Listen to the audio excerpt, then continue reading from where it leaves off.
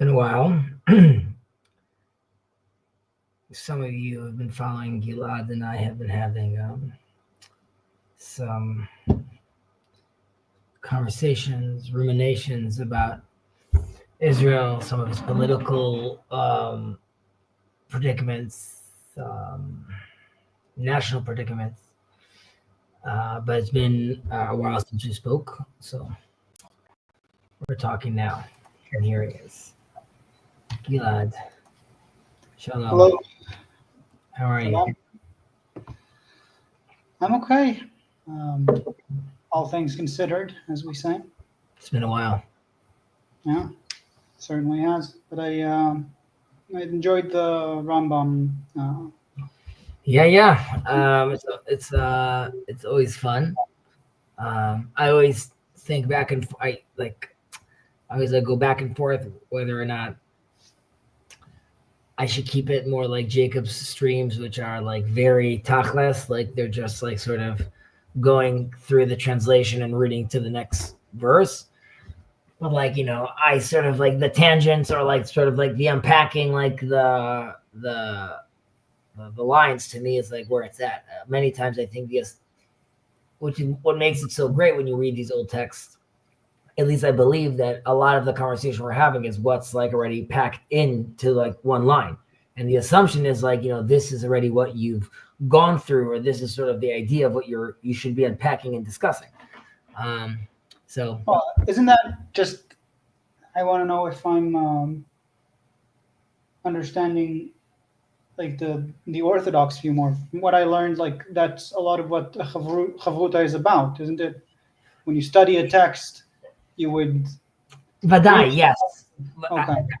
But let's say there's a difference between I'm going to read this line and then just give sort of a translation. Like he reads the translation in Hebrew, in English, right? Which usually already has in it already some sort of explanation, right? Which is totally fine. And you could sort of end it there, adding a little spice on top. Definitely like adding like the Ashalag's opinion of, let's say, the Rambam was like, whoa, like I wasn't going there at all. I mean, I don't think he wasn't going there. I think like Lehefek, I think a lot of these truths ends up like synthesizing. But yeah, it depends what your idea is. Like, is the idea to get Hespec, like I want to finish, or is the idea to, I don't know, I feel like we're going to end up the Shmona Prakim, and the attitude is that Ben also has, I mean, everyone involved in Me Too, again, has like even a richer understanding of sort of the world and the context in general and how it applies to like our life, besides just finishing like the 8 pages. Not to belittle the idea of just like being able to like, I don't want to do this for 8 months. I want to be able to, it's actually a discussion we're having right now in our new neighborhood. So I moved to this new yeshuv, thank God. And it's beautiful, it's amazing. But there's drama. There are people that are, let's say, it ranges from, let's say, Datlash to American yeshivish, which is like Haredi, but like a little more modern. And it's beautiful to see everyone together. But when it comes to how the synagogue is going to work and the Beit Knesset is going to work, that leads to some drama and some questions. And how their Beit Midrash works. So someone has been giving, like, I asked someone, I'm like, so who's been giving classes so far? My brother and I came in and we're like, okay, there's going to be a Beit Midrash. And we went there to make sure that like it's there and we're learning. So I asked him, like, my sister wants to come learn with us. Is that like a problem that she's going to come into the Beit Midrash, or is it going to be like, it's only like a men's only Beit Midrash, right? So that's like one question. Another thing is that they're like, oh, there's a rabbi who's been teaching the halachot, the commandments, or the regulations of mezuzah, the little thing that we have outside the door. I was like, oh, how long has he been teaching that for? So they said like 4 months. Like 4 months on hilchot mezuzah, like we're not going to be able to engage flashing with 4 months worth of like hilchot mezuzah. That's not like. And it's a question: some people want to open up their own synagogue because the other synagogue is not serious enough. And my attitude is like, but this is an opportunity to come together and work together. I'm like, and this is exactly where we should use the quote unquote tools of where we should be more lenient, because the win is getting to pray with everyone in like in a certain respect. So I've been like very quote unquote progressive with regards to the involvement of, let's say, women and certain things that they want to do. However, I'm very conservative when it comes to kids in synagogue and talking in synagogue. Like, I'm like, if I can't, if the experience doesn't feel holy to me, or like a respectable place, I can't do that. It's not about like if the woman president or whatever, things like that. Like, I can't have yapping. So, but I'm blessed to be in a place where I even have the opportunity to be part of building something emergent. And I was walking with my brother, and I was telling him that, well, this is apropos to some of our conversations. He was talking about Micha Goodman. I think you know Micha Goodman. So he was like, right, but Chezi, but like, is Micha Goodman, is he actually religious? I know he wears a skull cap on his head, but let's say he wouldn't be considered like uber orthodox. And my response to him was, okay, maybe he's like the religious, maybe he's not necessarily my theological leader, but I challenged my brother, do you not think, and my brother's a rabbi, do you not think that he's doing a Kiddush Hashem, that he's like sanctifying God's name with how he goes about explaining things and understanding things and unifying people? So he agrees to that. And that's also a question of what is it that we want to be building? And I said, like, if you don't like his message or you feel his message is lacking, I'm like, this is your opportunity. Like, speak up, write another book. There's a whole community in front of you. You're a rabbi. Maybe, as they say with Queen Esther, this is the moment. So, maybe we could try to rectify where our country has gone wrong, even in our little neighborhood, even though it's not diverse enough, as far as it's not indicative of the whole community. But even more so, like, if you can't create unity here. Yeah. Also, it's very what I want to say is it's very representative to have a non-representative community, right? Like, that's how, like, you can say that all of the viewpoints are biased, but that means it's very representative to have a biased viewpoint, right? So it's interesting, and fortunately and unfortunately, like, my mind has been very much focused now on the last few months on the move, the house, that work balance, and I sort of took a certain step back, as much as you can, obviously, from like what's going on in the country right now. But this is something that, like, you and I have like briefly discussed just via text, or messaging on Discord, that there's been more developments in Israel. I mean, there's been many developments in the whole world, obviously, but it has really seemed that it really. I'm trying to think, how do I want to phrase this? I've become, over the last year plus, I've become more cynical, or with hey Taya, what's going on? More cynical with the ultra Orthodox in Israel. A lot less patience. There's been some realizations which perhaps I don't even know necessarily if I mean, I think there's many things that bother us that would overlap. I think there's a specific sort of religious element I have also that's been like very hard for me, sort of looking at them right now. So that's been very difficult, and there's political implications for that. And then just like it's not less Bibi, but like in a certain sense, Bibi, because of the whole political world we're in, like, I still can't see him removed right now, or how that's done cleanly, but like the whole situation needs to just like, it needs to all go. It's all rotten. Like, it's just more so on the fact that the government can't do anything. Just nothing.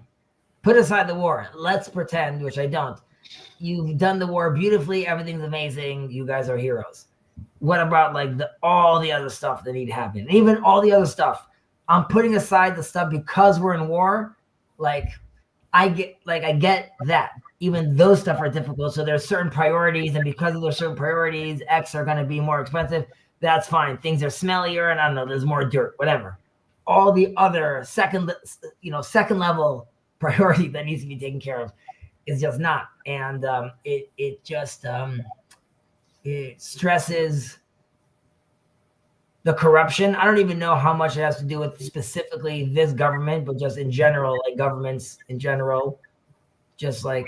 What do you mean governments in general? As in, yes, this government is a problem specifically, but also just. I can't forget. I forgot what podcast it is, but someone was talking about how someone from the left, how he was in these different what are vadot? Committees. In committees, different committees in the government. In subcommittee, I think is what it's called. Subcommittees. And he says how the ultra-Orthodox, or let's say different groups on the right, are so well versed in just like how actually the machine works, where like if you're a newbie or a new blood, or you're not seasoned enough, or you don't know what to ask, you realize that like there's no chance of changing the system when, like, let's say you're up against Gafni and he knows completely how to fully work the system, that they're going to get everything they need, and these institutions and these private institutions are going to get everything they need, and all the money is going to be channeled to a certain place. And even though they agree to certain things on like subcategories, they like negate those things, but like, it's all quote unquote legal, but it's so convoluted where I'm saying, I would say my point is like any government would quote unquote take advantage of that, but you could see how immersed these institutions are in this government relationship, which is just incestuous and problematic and opportunistic.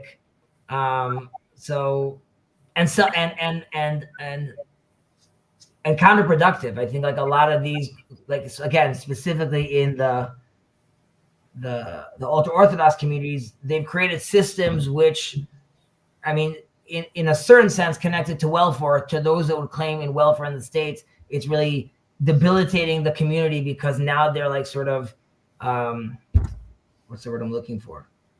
They're sort of, they've latched onto that, and their whole culture has built around these handouts, and then it's very debilitating. It doesn't allow them sort of to break out and create a sort of free or more healthy, viable options for many different institutions or health or education.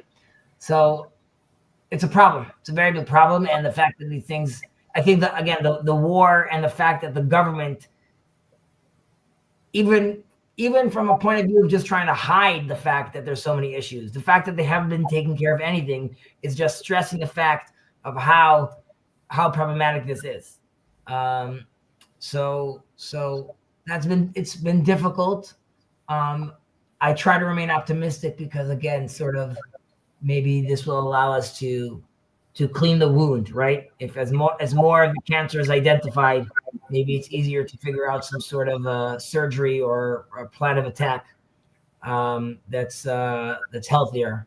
But we've yet to identify the surgeon or the surgical team. You could look at it as an analogy of who would be even performing the surgery, or for us as a community even to agree that we have cancer, and if so, which lung it's in. But that's sort of where I've been at.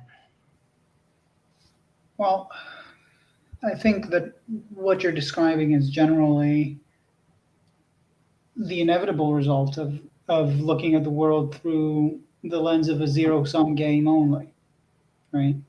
If all you can see is how to divide the pie so that your people get more, right, then that's what it deteriorates into. And I think that's my issue, to be my grander issue, or where I would see the problem in the more fundamental sense, because I think the things you're describing are the result of years and years of the intensification of the polarization of the notion and practice of the different sides of every issue in Israel, sort of fighting over the scraps and like having all out wars against one another, rather than trying to, play the games that are not zero-sum games, play a better game rather than try to win a shitty game, right? Because, and again, like the issue that I'm saying, like when you're saying it's not just this government, it's government in general, I agree, but that is not a God-given thing, right? The government, the way that government has become, has like a lot of different culprits in the way that it has happened. I think in terms of the newer institutions, let's say post 77, right? Begin basically, broke up the institutions that had their own corruptions with Histadrut and all of those things, and generally speaking, the right wing is the address for the current institutions. Is it has been mainly the right wing government, with the Likud specifically being a part of the vast majority of government since. And if I don't like 19 years or something, if I recall. I don't deny that at all. I'm remembering now the podcast with Nitzan Horowitz, and he was just saying how who was the health minister, yeah, and he was just saying that ultimately this is not novel, but like it's a money game, right? It's who controls the money, and now we could say. We could lay that at the feet of Likud or the right. I'm just saying that my point was every government, as in like that. Those are the games right now that are being played.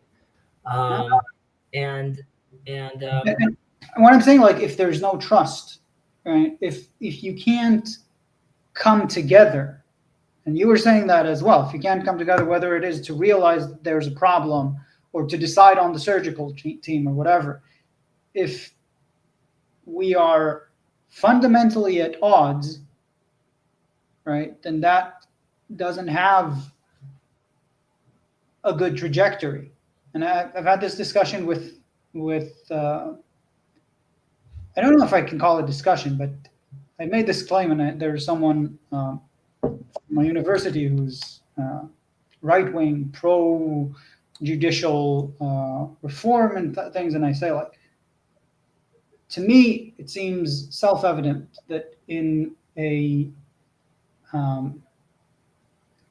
even if in something that is not a democracy, and anything that you want to be in together, right? There has to be your own agenda, and then there has to be something above that that sort of dictates the rules of engagement, the state of play, like what are the affordances and restraints within that system. And once that falls apart, right, I think that we're in a big problem, and that's the sense right now, and you can see it from every part of this government. And whether it exists in the opposition is not in question, because they're not in power, right? Mm-hmm. So every part of this government in the coalition, right? The point is, get the most you can get right now, today,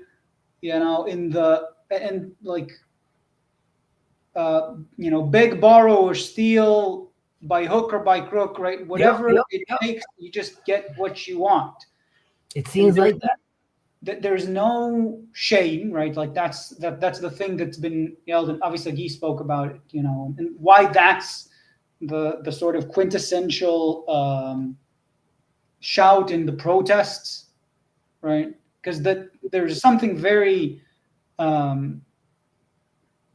think, fundamental about it. Like there are things, the things that we're crying out against, right? Or there are things that everyone should agree it is not done.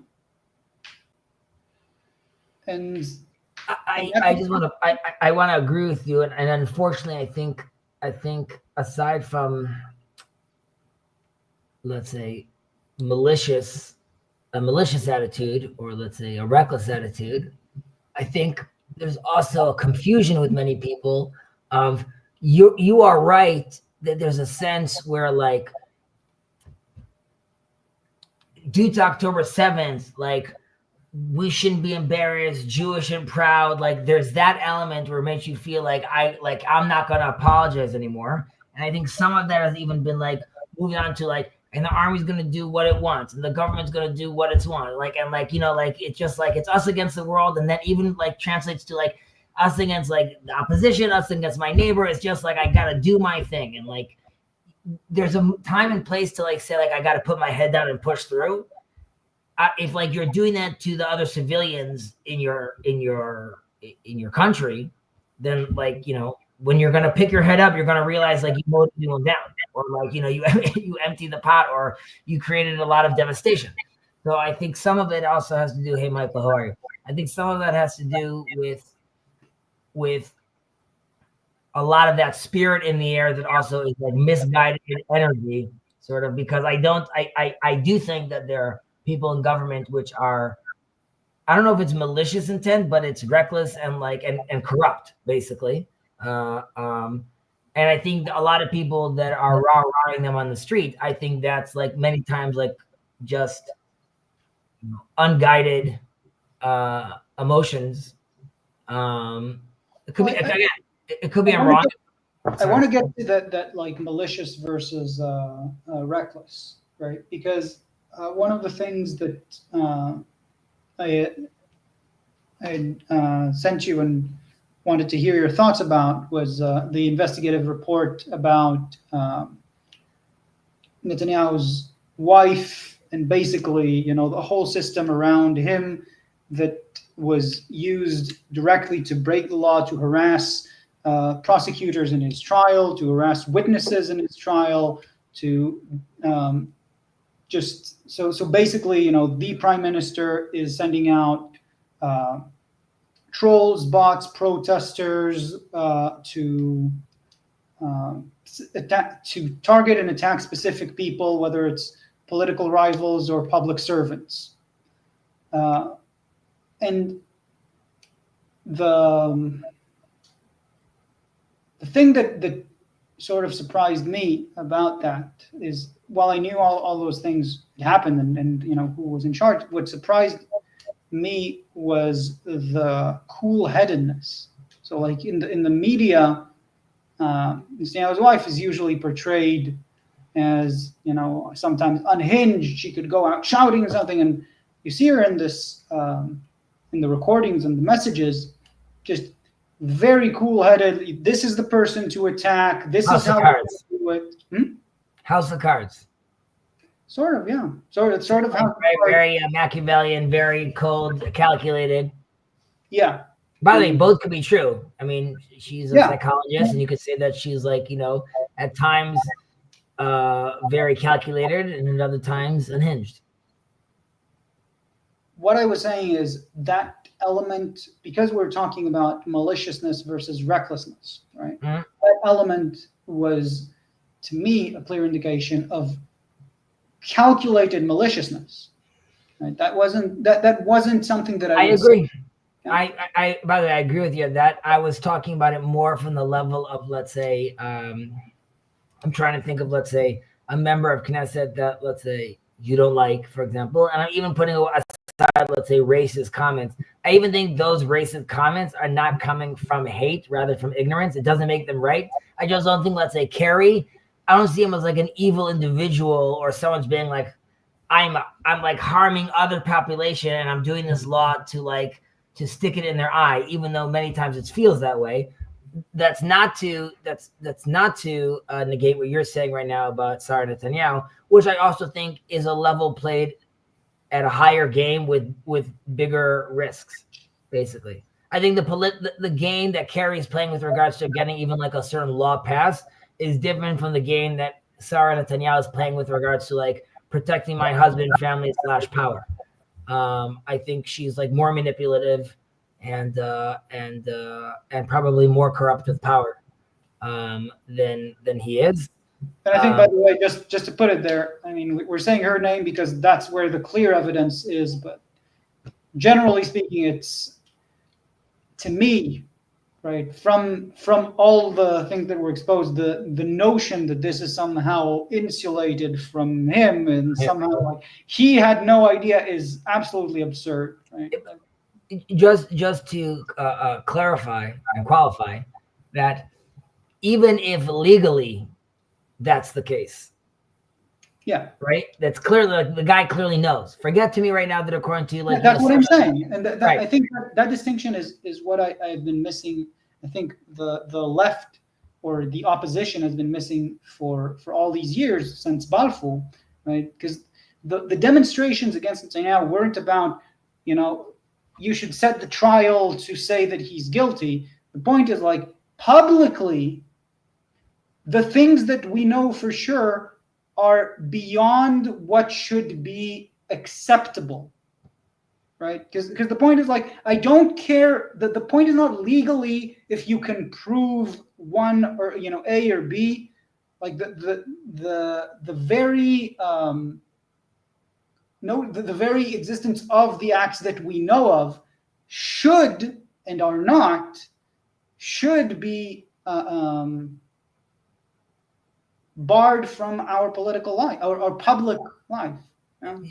Just to contrast too, I don't know if you would agree with this, but currently one of the claims that they have recently out against, or they dug up against the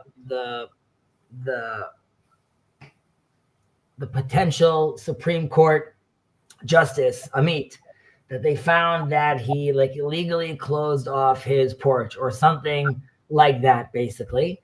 I would argue that like there's an example where like even if that's quote unquote legal, like let's say that actually happened, where like I would say legally as a society we don't care because quote unquote you would say that everything else is sort of kosher and above board, right? Like it's less about if it was just the cigars, right? Great, have 1,000 cigars, 200 cigars. That's not what it's about. And you could also say that like the reason even cigars are there is because once we decided that we got to get him, it has to be everything basically needs to throw at him because like tactically we need to get him on something, right? If we got Al Capone on like a tax evasion, maybe we'll get him on this, but that was I get that. My problem generally is about that attack. I've used this before, and not to say that Bibi Netanyahu is Martin Luther King or Gandhi, but like my claim is that once you start digging, I believe many of them, in not everyone has been as much power as Bibi, so also you can't necessarily battle test them. But if the same amount of digging goes into many other people, you're going to find plenty of corruption. That doesn't make it okay. When you do it, when you look at our own, like there are people in our country towards whom there is just as much motivation to find dirt. And when that happened, for instance, with Ehud Olmert, he was tried and he went to jail because there was real corruption, and that's fine, right? I don't like the thing about the if you dig up on people, then you can find it. Let me take it from another angle because I think maybe we'll be trying water. Do you mind if I want to frame what I mean by that? My claim there is just that, like, it's sort of like, great. Anyone after Bibi, like it should be great. We should have someone that's like honest and true and not corrupt. Like, who's that guy? And I told you about that line of saying like once you say that who's that guy, you sort of become a Bibist again because like you're saying like, oh, like who would replace him? Right, I'm not trying to say like who would replace him. Like I'm not trying to say that, but I am saying sort of like like what is, are we saying like, look, we're accepting like a certain level of corruption, but this is too much corruption, and obviously I'm going, sorry, a little longer than I was going to say over here, but you have to sort of contrast that to like when you ask me, why would you vote for Ben-Gvir? Are you holding your nose? And I'm saying like what I'm willing to take, the smell I'm willing to handle, and what do I think is my opposition, and what do I think the risk of exposure is. So corrupt, not corrupt, it's almost like problematic to me. Like, and that's why I told you, I think the whole thing needs to go. The fact that like this thing or that thing or this money, like one of these podcasts you sent, like she was showing charts. I'm like, sister, it's all good that in 2014, like this money was approved and this money, like it's almost, you can't, I care and I'm interested. Anyone that cares a little less than me is for sure going to switch the channel. He can't even compute what you're saying about taking it back on a chart to 2015 where this guy once lied. I feel like you could do that with anyone. And that's why. Well, it wasn't that. Just to put that in context, sure. What I said to was a podcast discussing the path to October 7th, like why we got to where we got, and when all the crucial points happened. So, when Netanyahu closed down Tziltzal, the unit that was hunting down Hamas financially, when he started transferring the suitcases of cash, which offices were closed for political reasons, like all of the things that weakened our ability to defend ourselves so much to the extent that October 7th happened. So just because it's not like corruption and who lied. That's just. By the correct. And just to be fair on that point, like obviously I felt like, there's certain context, even if it's true, that needs to be like, he's doing that based on also advice that he's getting from people, right? It's not like he's deciding this willy-nilly. Well, like that's the issue, and Yalon was not that he made himself insular also to who he's not only made himself insular, right? He was acting outside of regulation, right? There are many decisions that Netanyahu, since 2015 especially, has been making on his own without consulting the defense ministry or the defense cabinet. The submarines are a great example. He's not even a suspect in that trial.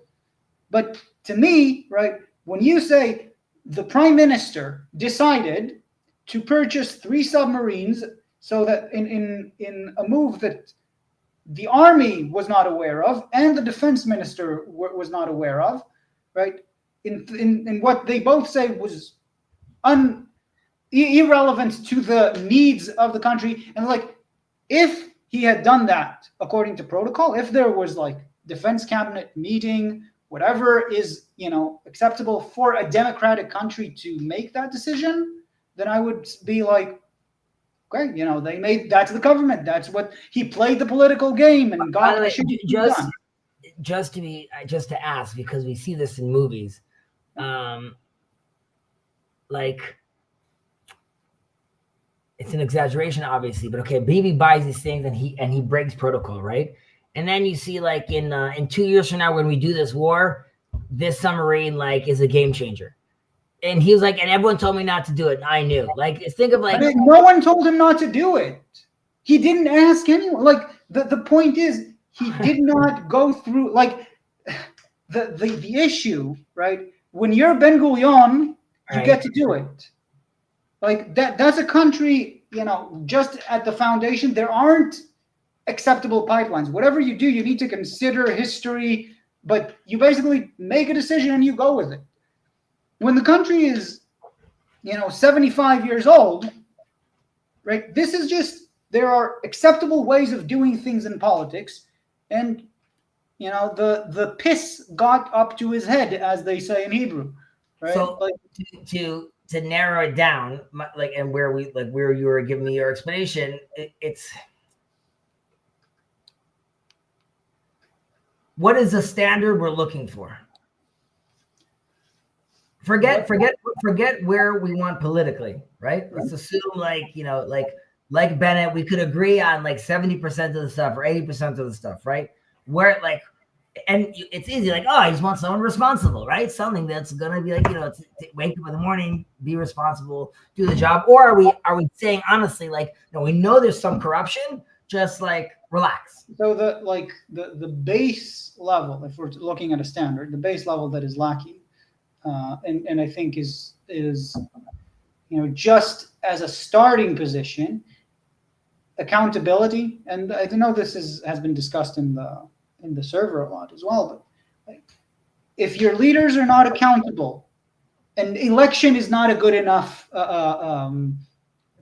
throwaway to say, oh, there's election, so everyone's accountable because they'll lose their position. I'm saying like the standard, because you see the populist approach of just anything good is my work, anything bad, it's someone else, right? Leaders that cannot take basic accountability for what is by definition under their realm of responsibility is unacceptable. Challenge to that, because I agree with you initially.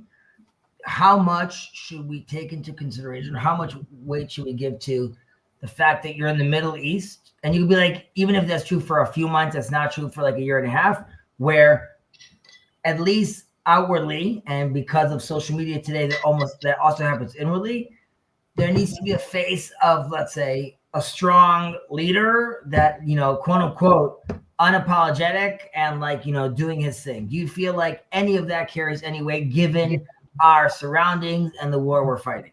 Like, look at taking into consideration that we know that, let's say, the protests are something that were observed and commented about by our enemies. Yeah. So look at the case with Golda Meir, right? That was a leader. She put up a strong face. There was a terrible catastrophe in the Yom Kippur War, and it was when the protests came, she and the government around her very clear about, this is where we have to get the public's trust once more. There wasn't a planned election, but we're going to an election now, right? Because we are accountable to what we did. And she is considered the failed or tragic figure. But to me, that's basic accountability, and it doesn't make you less of a strong leader. On the contrary, right? If you are a strong leader, if you are actually capable of winning the election despite this catastrophe, then you would win. You just go and do the election. You would be reaffirmed, revalidated, right? The protests, as much as they say, you just want to kick us out all the time, we both know that the protests would lose a lot of steam, no matter what the leaders would want to do with it. They would lose a hell of a lot of steam, and some people would lose their minds if Bibi would just go, let's say, 2 months after the war, 5 months after the war, and say, now it's the time, I have to ask for the public's faith again, and would win the election again, right? Does that make sense to you? Is there something you want to push back on? No, that does make sense to me. It's more about I don't know. I could tell you yes, but my answer is really it should be at the date that causes the least amount of strategic harm to Israel. That could be 5 months, that could be 6 months, it could be 4 months, it could be 9 months. And because, and maybe this is a good excuse, but because the constant changing dynamic with the whole world, at every moment these things change. I don't know how much changes. Okay, Elon Musk joining Donald Trump, then Bibi says, oh, and now the chances of him winning change. So we also don't know how all these different decisions, how geopolitically, how they map out. Do we know? Never did we know it before, right? I agree with you, and that's why I'm saying it's very hard. The thing that is undervalued or underappreciated, like I said, is specifically accountability, which is, right, if the least strategic harm to Israel also includes actually having the public trust because of showing accountability, and that is not getting enough weight, right? I think really, if I'm looking at, I'm saying we are working within a state of uncertainty. That is a given, and things are changing extremely fast. Every day that a government without public trust, 80% of the public consistently in every poll done is saying like, we want a legal investigative committee, right? That's very clear. Like, and no one is saying, right, like, or no one, very few people are saying, right, we don't trust the judges to figure out what happened. Maybe it was the Supreme Court's fault that October 7th happened. No, right? Like, in the politicians saying, screw that. We don't want to get investigated. We don't want to have accountability. So we're not doing that thing that is like the benchmark that has been with Israel from the beginning until now, like throughout all of the worst disasters we've been through. So, like, I agree. That is a strategic harm to Israel every single day. Well, their claim, right? I mean, you're right about the poll of 80% of the public, which they poll. Obviously, their claim is, and even if it's part of it is true, I agree with you as far as like you want to get the public's trust. You know, the courts, the legacy media, they're all against us, right? And we can't trust what they're saying. So you have, I think you have, unfortunately, also a government that is, in a certain sense, in their own echo chamber and detached from the population. Hostile to the population. It is. You know what? By the way, let me correct that. I think it is hostile to what it perceives as a portion of the population, even a minority of the population. However, I would say that even if there is a minority, quote unquote, they see as extreme part of the population that they are deliberately hostile to, I don't think they realize or they don't care that. I'll use me as an example. I, quote unquote, don't see myself as, let's say, an opposition. Like they shouldn't see me necessarily as enemy, but I feel their hostility and their lack of care.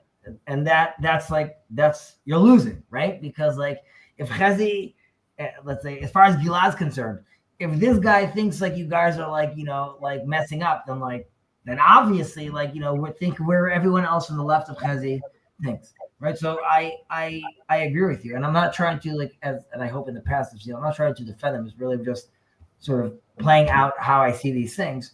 And that's why, again, I'm like, yes, I want elections.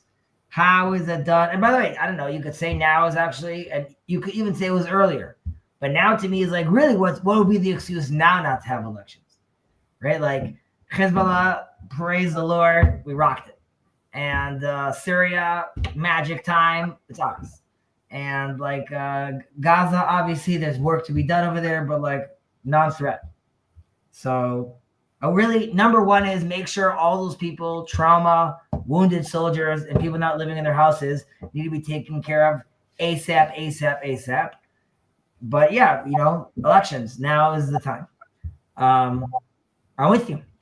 And I don't know, again, this goes to everyone involved.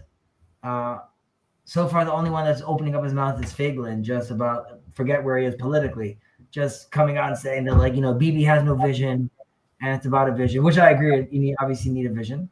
But, there's your Golan, but like, I don't hear any voices. And I know it's not election season, but again, I'm still waiting for a leader to emerge that I could look at and be like, wow, like, and I tell this to people all the time about the construction business. Like, there's so much money on the floor.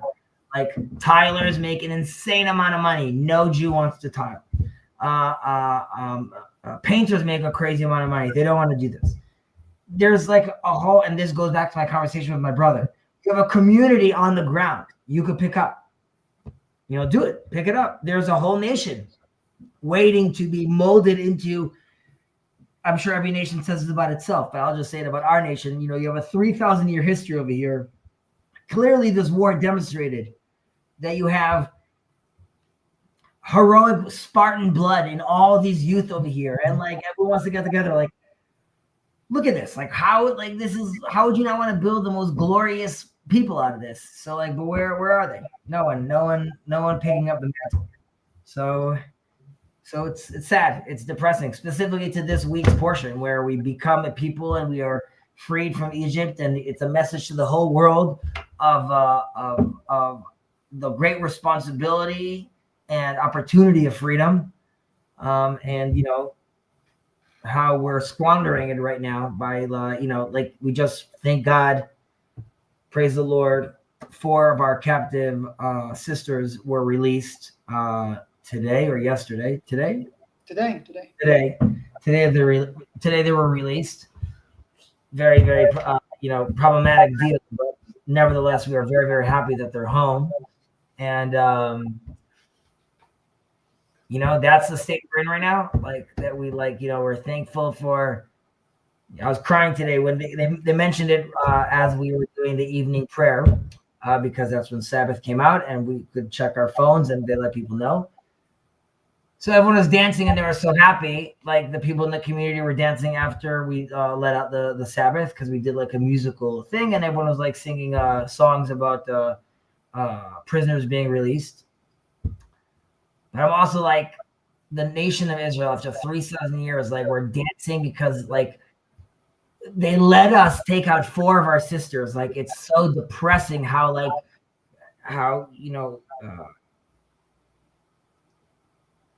know where I just spoke about how Egypt, Syria and Lebanon and Hezbollah, but still we're on our knees in a certain sense, and that many. It could be due to how the government handled this situation. Obviously, that was brought upon. So I don't know. It's like it's a bittersweet sort of situation, and it makes me look at the failings of the government in a certain sense, because there's so many other people there still, families, unfortunately still babies there, and it's an embarrassment. It's horrible. And obviously, not all the blame is on our government and on TV, but just it goes back to the leader. Like, look at the state you're in right now. Like, how is someone else not coming in and not taking the opportunity to manifest really something great?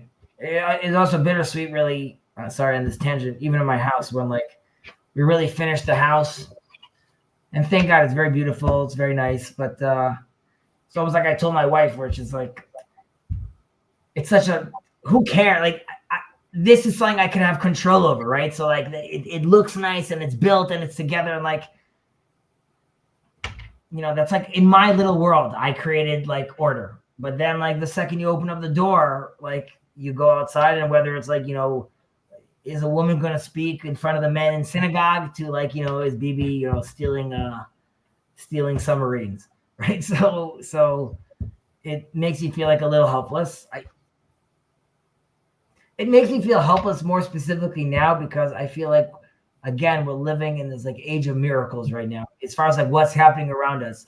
One could be an atheist, but for argument's sake, if you're looking at the nation of Israel and you're saying Donald Trump, Syria, look at this. This is a great opportunity for you to emerge as a new power over here, and just a fumbling ball. No one wants to pick up the startup nation to literally, it's a perfect opportunity to start it up again. And the fact that that's not happening is concerning to me. I think this is also what stressed even more about what I said about the Haredim, how I felt that even more so it becomes more clear, because at this moment was this was the test, right? Which is push comes to shove, you're all brothers, right? And it became clear to me, and I'm talking about the movement as a whole, and really I'm talking about roughly 70% of the movement, and that by that I mean the leaders in charge, and due to that the indoctrination people have went through, but they see Gilad, I would say obviously, because quote unquote he sees himself as secular, I don't know why I said he sees himself. He's secular, and he's mistakenly secular. He sees himself as secular, and me, who I'm Orthodox, they see us as Jewish, and that's it. They don't see us as Am Yisrael, and that's horrible. Maybe you could let that fly 70 years ago. Somehow we let that fly over the last X years. And here it was like, it really just can no longer fly anymore. And it's a realization as far as the theology, which is, it's not, they got to do their share. It's realizing that, like, it's horrible to say, like, it's just that mentality. It must go. It needs to just change. And like, it can't, it's not compatible with what's happening over here. And that's very difficult because like part of you wants to feel you don't want to leave anyone behind, and just so much division and wars, like everyone needs to come together. But like, if you don't see, specifically, if you're also adopting like the religious mind frame, if you don't see this as like an emergence or the next stage, and this is obviously a fight I have with Jacob, or an argument I have with Jacob, but like, it's bonkers. Now, I'll just clarify that, because when I said 70% and not 30% of the people you would qualify in Israel as ultra Orthodox, around 250,000 of them out of the 1 million are Hasidic Jews or Chabad Jews that I'm sure you heard Jacob talk about. But both of those ideologies and theologies, even if they have issues with the political state of Israel, in their mission is everyone is the son of God. We see everyone as family. And that's why Chabad is going to build like synagogue in Timbuktu, because their attitude is like, we need to reach out to everyone. So that's sort of built into the system. So even if they see soldier as brother, that's not the other 750,000. That's not their jam. So they might dress the same, but that ideology is toxic. Toxic. Lotov. Yeah. When you look around and you see no leader emerging for your that you see as worthy, right? Do you see it like as Mashala Atad? Do you see it as something else? What comes to mind, and how do you explain it? What do you think? What is lacking in the conditions for a leader to emerge? Vision. I think I'll say it like this. I think in them or in the environment. I guess in. Because I'm asking, what is the issue in our society that makes it, like you're saying, there's money on the ground, but there's no one. Okay, so I think, bear with me for a second. This is something I mentioned in Rambam class, not our class, the class beforehand. And you could poke holes on this, but just the concept, which is the emergence of our nation is quote unquote unique, or more unique than others, is because it's an emergence of choice, of free will. Taking the story that God comes and tells Abraham, where like, go do, I'm going to do this. And he decides to do this. And unlike other nations where there's sort of like a natural emergence that happens, it's not like Joe decides tomorrow I'm doing this. Rather, the queen sent him. There's a king. There's something that's happening already. It also leads us to always ask, like, maybe he should have said no. Like, it always leads us to a question, because it's not something that happened naturally. Rather, this is a choice that was made. And I think if we don't feel like we're making that choice every day, and you and I have had this discussion about, like, is Israel like another Sweden, or is it like has a purpose?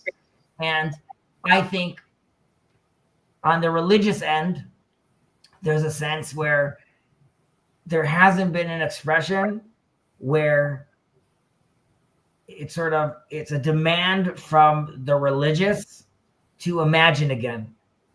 It basically means like, you have an exoskeleton of legalese and tradition, which is amazing, but it also that was the lifeboat, right? And at some point you have to realize like you're not actually, or let's say a life vest, you're not actually this wide.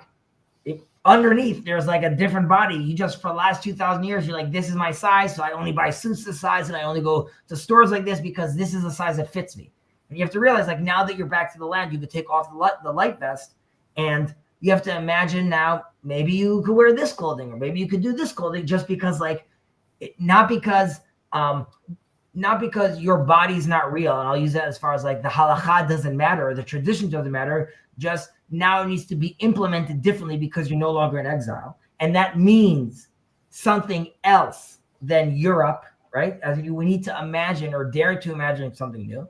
On the flip side, I think and these are in broad strokes, the secular needs to sort of remember that like underneath the like the flag of liberalism that we hold on, its core comes from our tradition.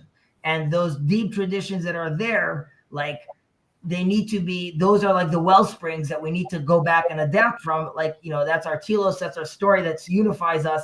And then it needs to have its day again in the sun. I don't find someone balancing that properly on either side. Just to mention, of course, proper leadership and not corruption, like all those things, obviously, like Vadai, but it's yeah, but like I wanted to focus on the society, right? On the element, and I think you answered my question, so we can leave leaders for a second, because I think, like I told you, the secular yeshiva where I studied, I think sort of encapsulates what you're talking about, like the demand from the secular world, right?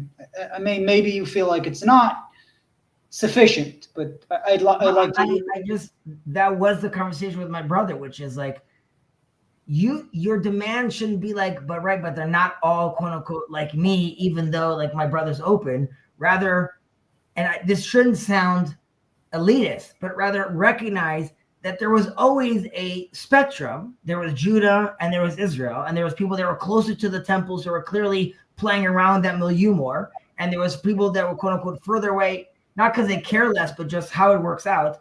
And Micha Goodman, I said, is an example, which is like, if it's a Kiddush Hashem, right, that's like a win. It doesn't have to be like, but now it doesn't look like this. It just has to be like, or I look at a secular yeshiva as in that's just to do with imagining. Can you imagine that being a sufficient expression? And then realizing that like you won. It's not like, but only now if I get them to also do this, it's like, no, like he's delving, learning, expressing, understanding, and now living his life as a physicist and doing his thing, and like it's all great.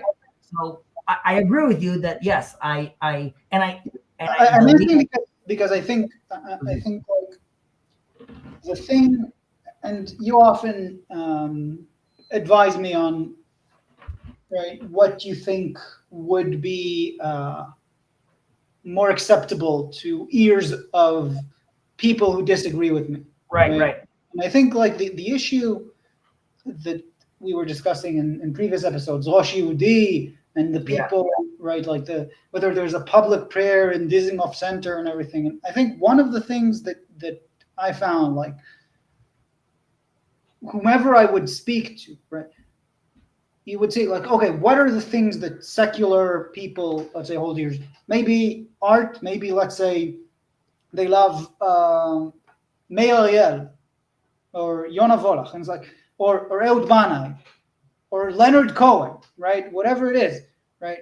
And you tell them, look, you can actually understand that in a much deeper level. You can engage with that in a much deeper level if you understand what they're drawing from, right? Because if you listen to any of those artists without the vocabulary and grammar that they're drawing from, you're like getting, I don't know, maybe 20% of the value that is intrinsic to their work, right? And I think that's like, to me, that was the pull, right? Because and I don't think that first of all is unique to our time in history. I think generally, right, art has that pull that can draw you towards deeper philosophy and theology and everything, the depths of reality, as Vervaeke likes to call it. And I think that's, there is nothing pasul about it, right? To say, I would say, Rabbi Cook, when this architecture school and art school of Bezalel opened up in Israel, in Jerusalem, part of his, he was there at the inauguration, and he spoke, and he gave this example of this sick girl that she can't get better, but once she gets her doll, she starts getting better. And the sense was that while Bezalel in theory is, let's say, artistic, and the name was clearly a religious name and it's coming from religious sources, it's a secular institution. Nevertheless, Rav Kook was stressing the point that once a culture could start expressing itself again, artistically, right, this is the elements and the signs of revival, right? So I definitely agree with you, and hence I feel a lot of the time that, let's say, the art or the culture in Israel many times sort of is looking to secular inspiration rather than Meir Ariel is one of the artists that is considered very secular, right? He's very leftist, but you actually read, right, listen to his words. And it's the same with Brenner. Brenner is not a poet, but he was definitely a heretic, right? And he was completely secular. He went against, but he knew, he could pass a pin test, with the Gemara, right? So when you put a pin anywhere, that's all these people, Gilad. Whether it's a Hadam or whether it's sure. I know that these are. What I'm saying is, right? That you're saying they're looking for inspiration from the thing that I think is important, in the way to approach this, is not you shouldn't be looking for inspiration in universal non-Jewish sources, but actually you can't escape the influences that are embedded in you from everywhere you look around that are coming from Judaism, right? And I think, right, you can definitely make a lot more a lot wider thing. There are influences from everything everywhere, right? You can find something from Buddhism and from Hinduism and everything, but fundamentally, right, the experience, if you quantify it in Israel, there is a much stronger signal from Judaism in everything that people create in here than from other more tangential sources. And I don't think that's coincidental, and I don't think that's something that needs to be let's say a conscious decision. You've been to my show, you've heard my band's music, right? Recently we it will be out in March. We made a cover for an Israeli poet, Yona Volach. We made a cover for Shlach Li Sheket, one of her songs. But even when we are singing in English, I can point to, right, the specific places where I'm influenced by, maybe this was a quote from somewhere, maybe this was a concept that was in my mind. Maybe this one is, I know which philosopher this is, but if I, close my eyes to what I know, I was thinking or Tyler was thinking, you could, trace it back to, so, I think sort of Israel needs to be conscious of that. It's sort of when in the Bible, Jacob reverts back to, right? Abraham never reverts back to his older name. Jacob reverts back to Jacob and Israel, like switches sort of when he's like in his national mind, or he's more of in his like individual mindset. And I think it would do good for Israel to sort of proudly wear that name as far as who you are. And I think, you're saying that you're connected to those roots, and like again, you had that experience of your mechina. I think that just that would do wonders. Now, it can't happen alone, right? That happens together with, let's say, we just said our ultra Orthodox brothers also doing that mind, that switch, and realizing, what's manifesting in front of me is something that I want to be part of, and not necessarily like fight against or be a hurdle for its advancement. I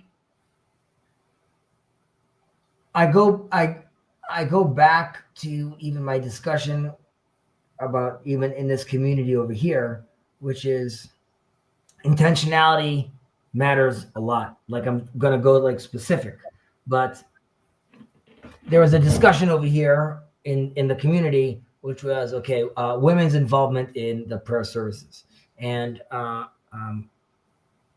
there's a egalitarian service, and during the discussion was like in the large, let's say, more traditional service, can women participate, right? Can they traditionally in the traditional service, if anyone's listening, there is a division between the men. It's segregated with like some sort of cloth, and the men are on their side, the women are on their side, and the men are leading the service.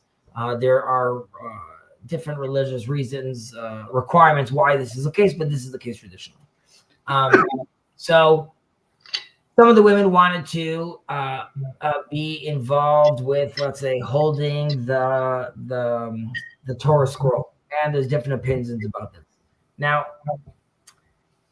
and another request was, according to, for some, was that the prayer services won't start. Generally speaking, traditionally speaking, you need a quorum of 10 men who pray together as a community, and there's different qualifications of those 10, but either way, you need 10.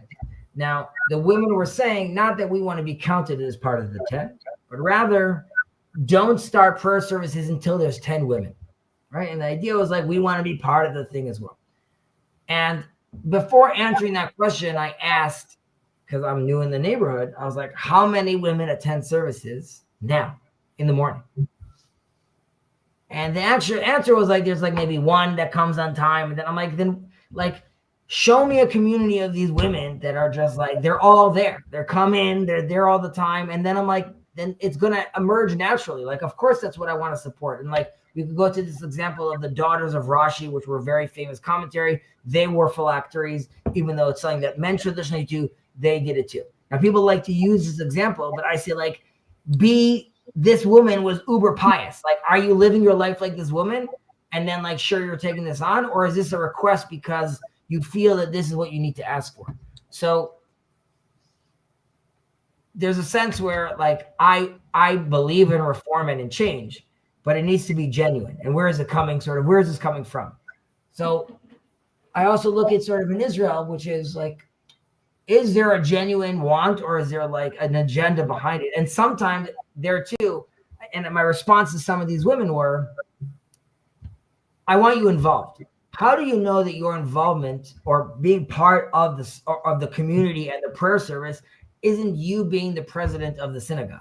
It doesn't necessarily need to manifest in you leading the service. It might, and we can discuss that, but maybe that's not necessarily the answer you're looking for. And looking at that as like, I need to be able to do what this person is doing is misoriented or misguided. Now, that's obviously a delicate conversation to happen. But even in the religious discussion, larger discussion in Israel, it's also like, what are the intentions of these things that we want to do, right? Like, when I want to do a separate prayer service, is it because I'm trying to put a finger in someone's eye, or is it this supposed to be some sort of expression? And there needs to be room sort of for that to be to be expressed, but people need to be real with themselves and look back and be like, what am I actually asking for over here? Or am I just demanding this because like I believe this is a liberal thing to ask for, so I'm demanding this. Yeah, but I agree, but I was thinking you were going to go to the exactly opposite direction. Like, why am I demanding this segregated prayer in the public space? Is this really a religious desire? Am I doing this lishma? That was my point. I'm saying we have to even ask.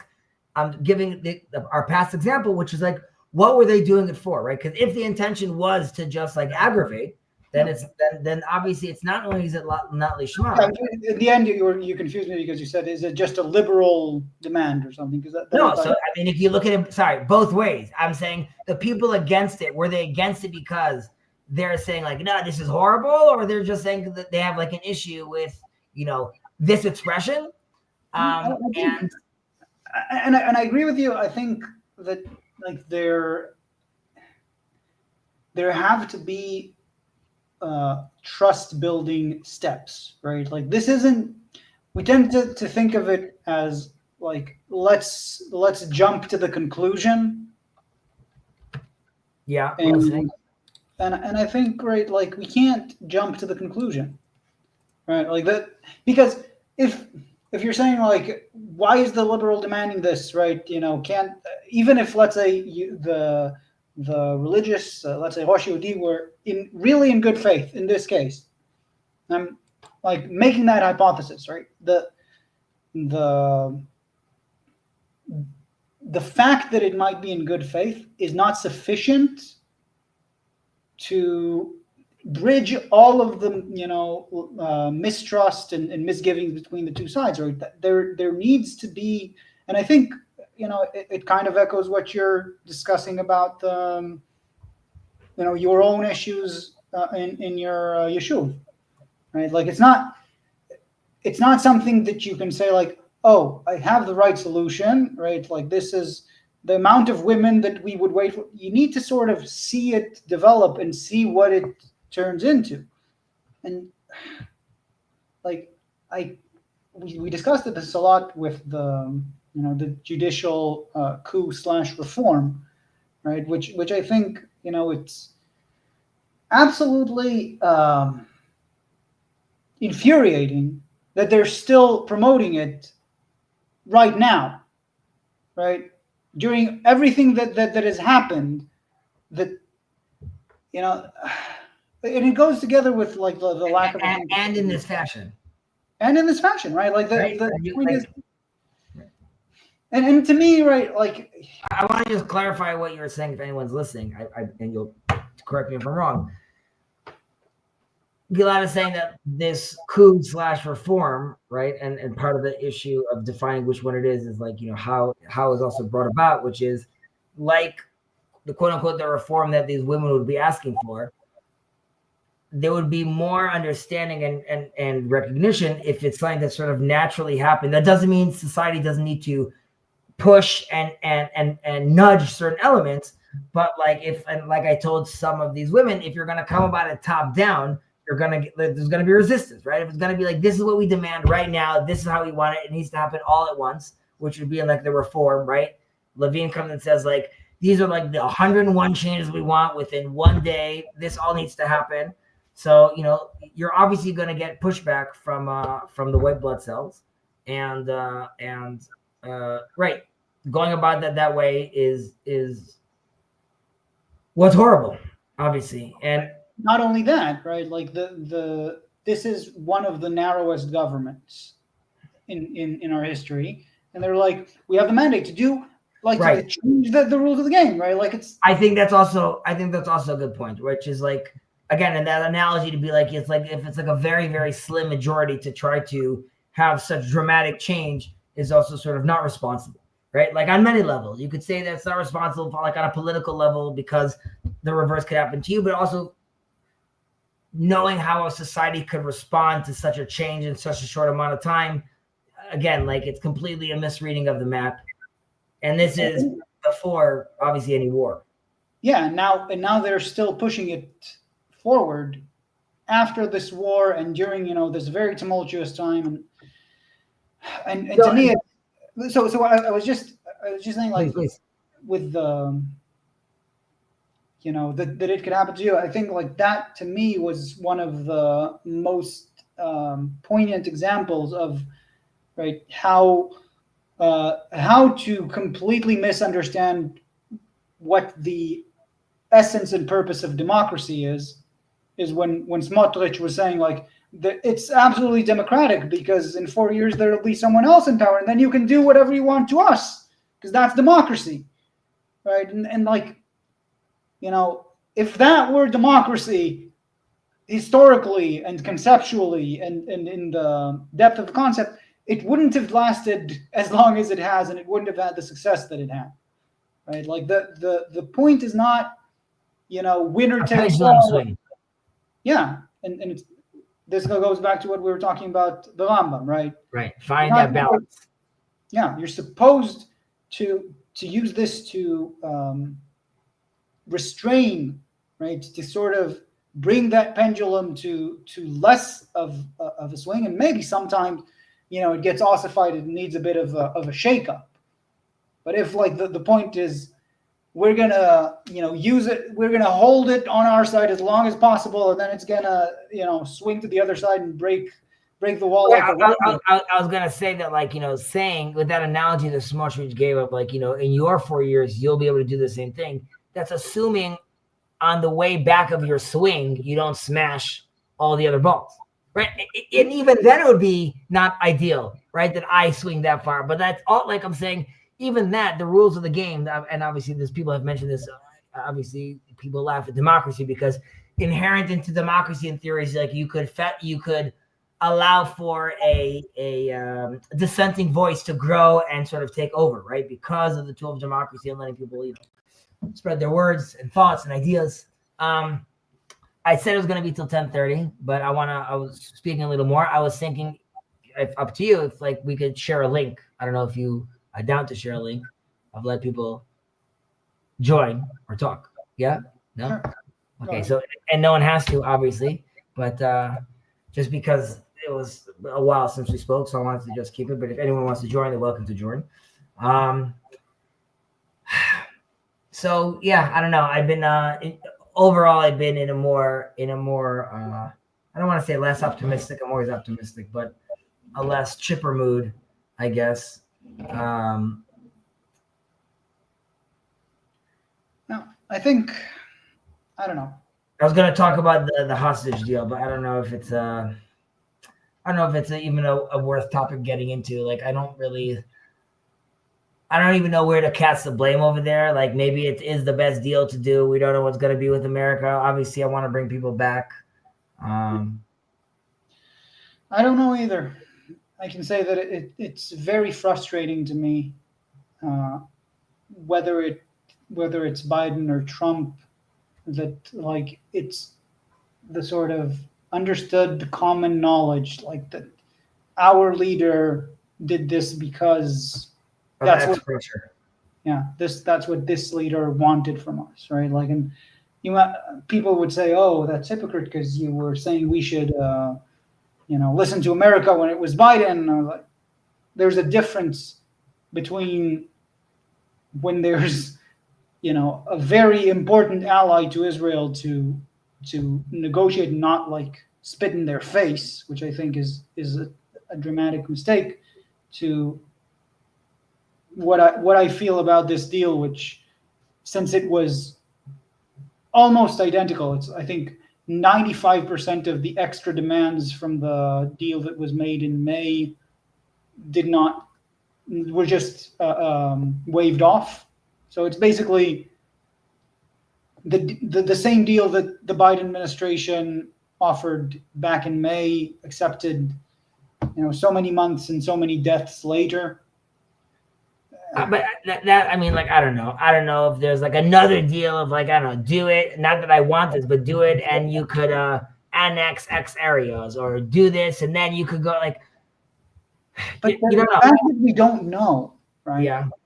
To me, that is a huge issue, and it's part of this pattern, right? In general, right? And Eran Etzion spoke about it in the news studios many times. These deals should not be the decision of a single person. We are supposed to live in a democracy, and it keeps being decided by a single person. And the details of this deal are not only not publicly known, much of it is not known to people in the closest circles, formal circles in the government. I I don't understand the sort of automatic acceptance of that, which is like, and it's not just because it's Ben Gvir and Smotrich, right? No, Like, I don't think it's because of them, and I don't think because it's only people make that excuse, like, look at the people he's surrounded with; they're all buffoons. Of course, he has to make his own decisions, but like he's been doing that long before. I mean, this could also be his fault, but there's like, and this is just ridiculous. Shame on everyone involved. So much leaking all the time. Everything leaking, nonstop leaking. So like, clearly that's a security issue, and that's like a political consideration one has to take, because like sometimes. But it is also very well known, and some of it is criminally investigated, that he has been leaking probably more than anyone else. By the way, sure. My point being is like, even the map you read, you're like, okay, like, and by the way, this is something that I was mentioning to you that in that YouTube conversation I shared with, what's his name, that lawyer that drove you crazy. Yeah, just about the fact that like it is, people like praising Bibi how brilliant he is, right? But like there he goes about and saying like, he is really, whether it's on the left or whether it's on the right, like it's like there's so many 3D chess that he's playing, which is like everyone's being manipulated. Like maybe he is, and like then you're like, okay, so like there's who knows what's flying? You know what I mean? If he's like thinking like 7 moves ahead, then you're like, okay, I don't like it. That doesn't necessarily mean that it's good for me or good for the right or good for anyone. It just says like he's on his own little mission, right? Which you could call by like staying in power. And like if it's good for Israel, then like as long as like Israel's goals align with like what Bibi wants, then like we should be in a good place. But the second it like it diverges and like against like what he wants personally, who knows what the effects are going to be. So I'm with you. It's those deals like there's so much unclarity. But do you think like I tend to think about that more systematically, and maybe that's a blind spot for me, but I tend to think about it like, the corruption of the systems to me is like, I don't get why the right is so chill about it. There are systems for making decisions in a democracy. When you say the right, do you mean like Channel 14 and let's say the loud right? I mean long before. I mean long before even these elections. I mean generally, right? Like the fact that Bibi has the support that he has for all of these years. With Baku, with the corruption. It's just this. It's closing your nose because of religious reasons, security reasons. And you could argue, but security, Bibi's the one that, sure. So they are misreading the map, but they believe that they're getting more security for him. And they believe, right? Like you could blame Bibi for everything right now, but many people will still see, right? But anyone that was asking, quote unquote, for peace is someone that's living in La La Land and is still reading the map less clearly than corrupt Bibi. Now, you could disagree with that. And you could say, like, then there's like the whole religious component, which is like, yes, corrupt, yes, but again, Haredi movement, which is what we started with, like politically, they have a lot of sway, and their agenda is very different, right? Like you could argue that there could be Nor Hagvaot, right? Or quote unquote, how some people will, extreme settlers, right? You and them still share more in common than the Haredi, because like there's still a sense of like the army and there's a national responsibility I have. Now you could say like they're racist or they look at things differently. the Haredim and their political sway and the way they look at Israel, that I'm, obviously affects the vote as well. The I'm political. working on it. I don't know to what extent that's true. Because, like, more is unquantifiable, right? Like, I don't know what more in common means when you measure different things, how much weight, like, what do I have in common, what do I not have in common? But I think, like, you might not be able to quantify this. They see you as Am Yisrael, while the ultra-Orthodox don't. Okay. As in, the Nar Gvaad guy, right, wants you in this land and believes that you are part of the redemption of this land, which you could disagree with, but he sees you as part of that vision. The ultra-Orthodox don't see this whole thing as part of the redemption, nor do they see you as needed or part of that process. So you could bounce. Okay. I mean, so first of all, I wanted about the first part, right? Like, I think, in some senses, and correct me if I'm wrong, the extremists, they see me as Chamoro shel Mashiach in many cases, right? That's such a loaded topic, Gilad. Because, like, Chamor shel Mashiach, that can mean, like, a lot of things. I don't think it should, like, that can be looked at negatively, and I could express that in a much more pleasant. So let me ask specifically what I think they might see me as, and I'm talking, just to be clear, about the extremists, right? Mm-hmm. And the extremists means the people who idolize Baruch Goldstein. Okay, so not just people who are racist towards Arabs, people who idolize mass murder.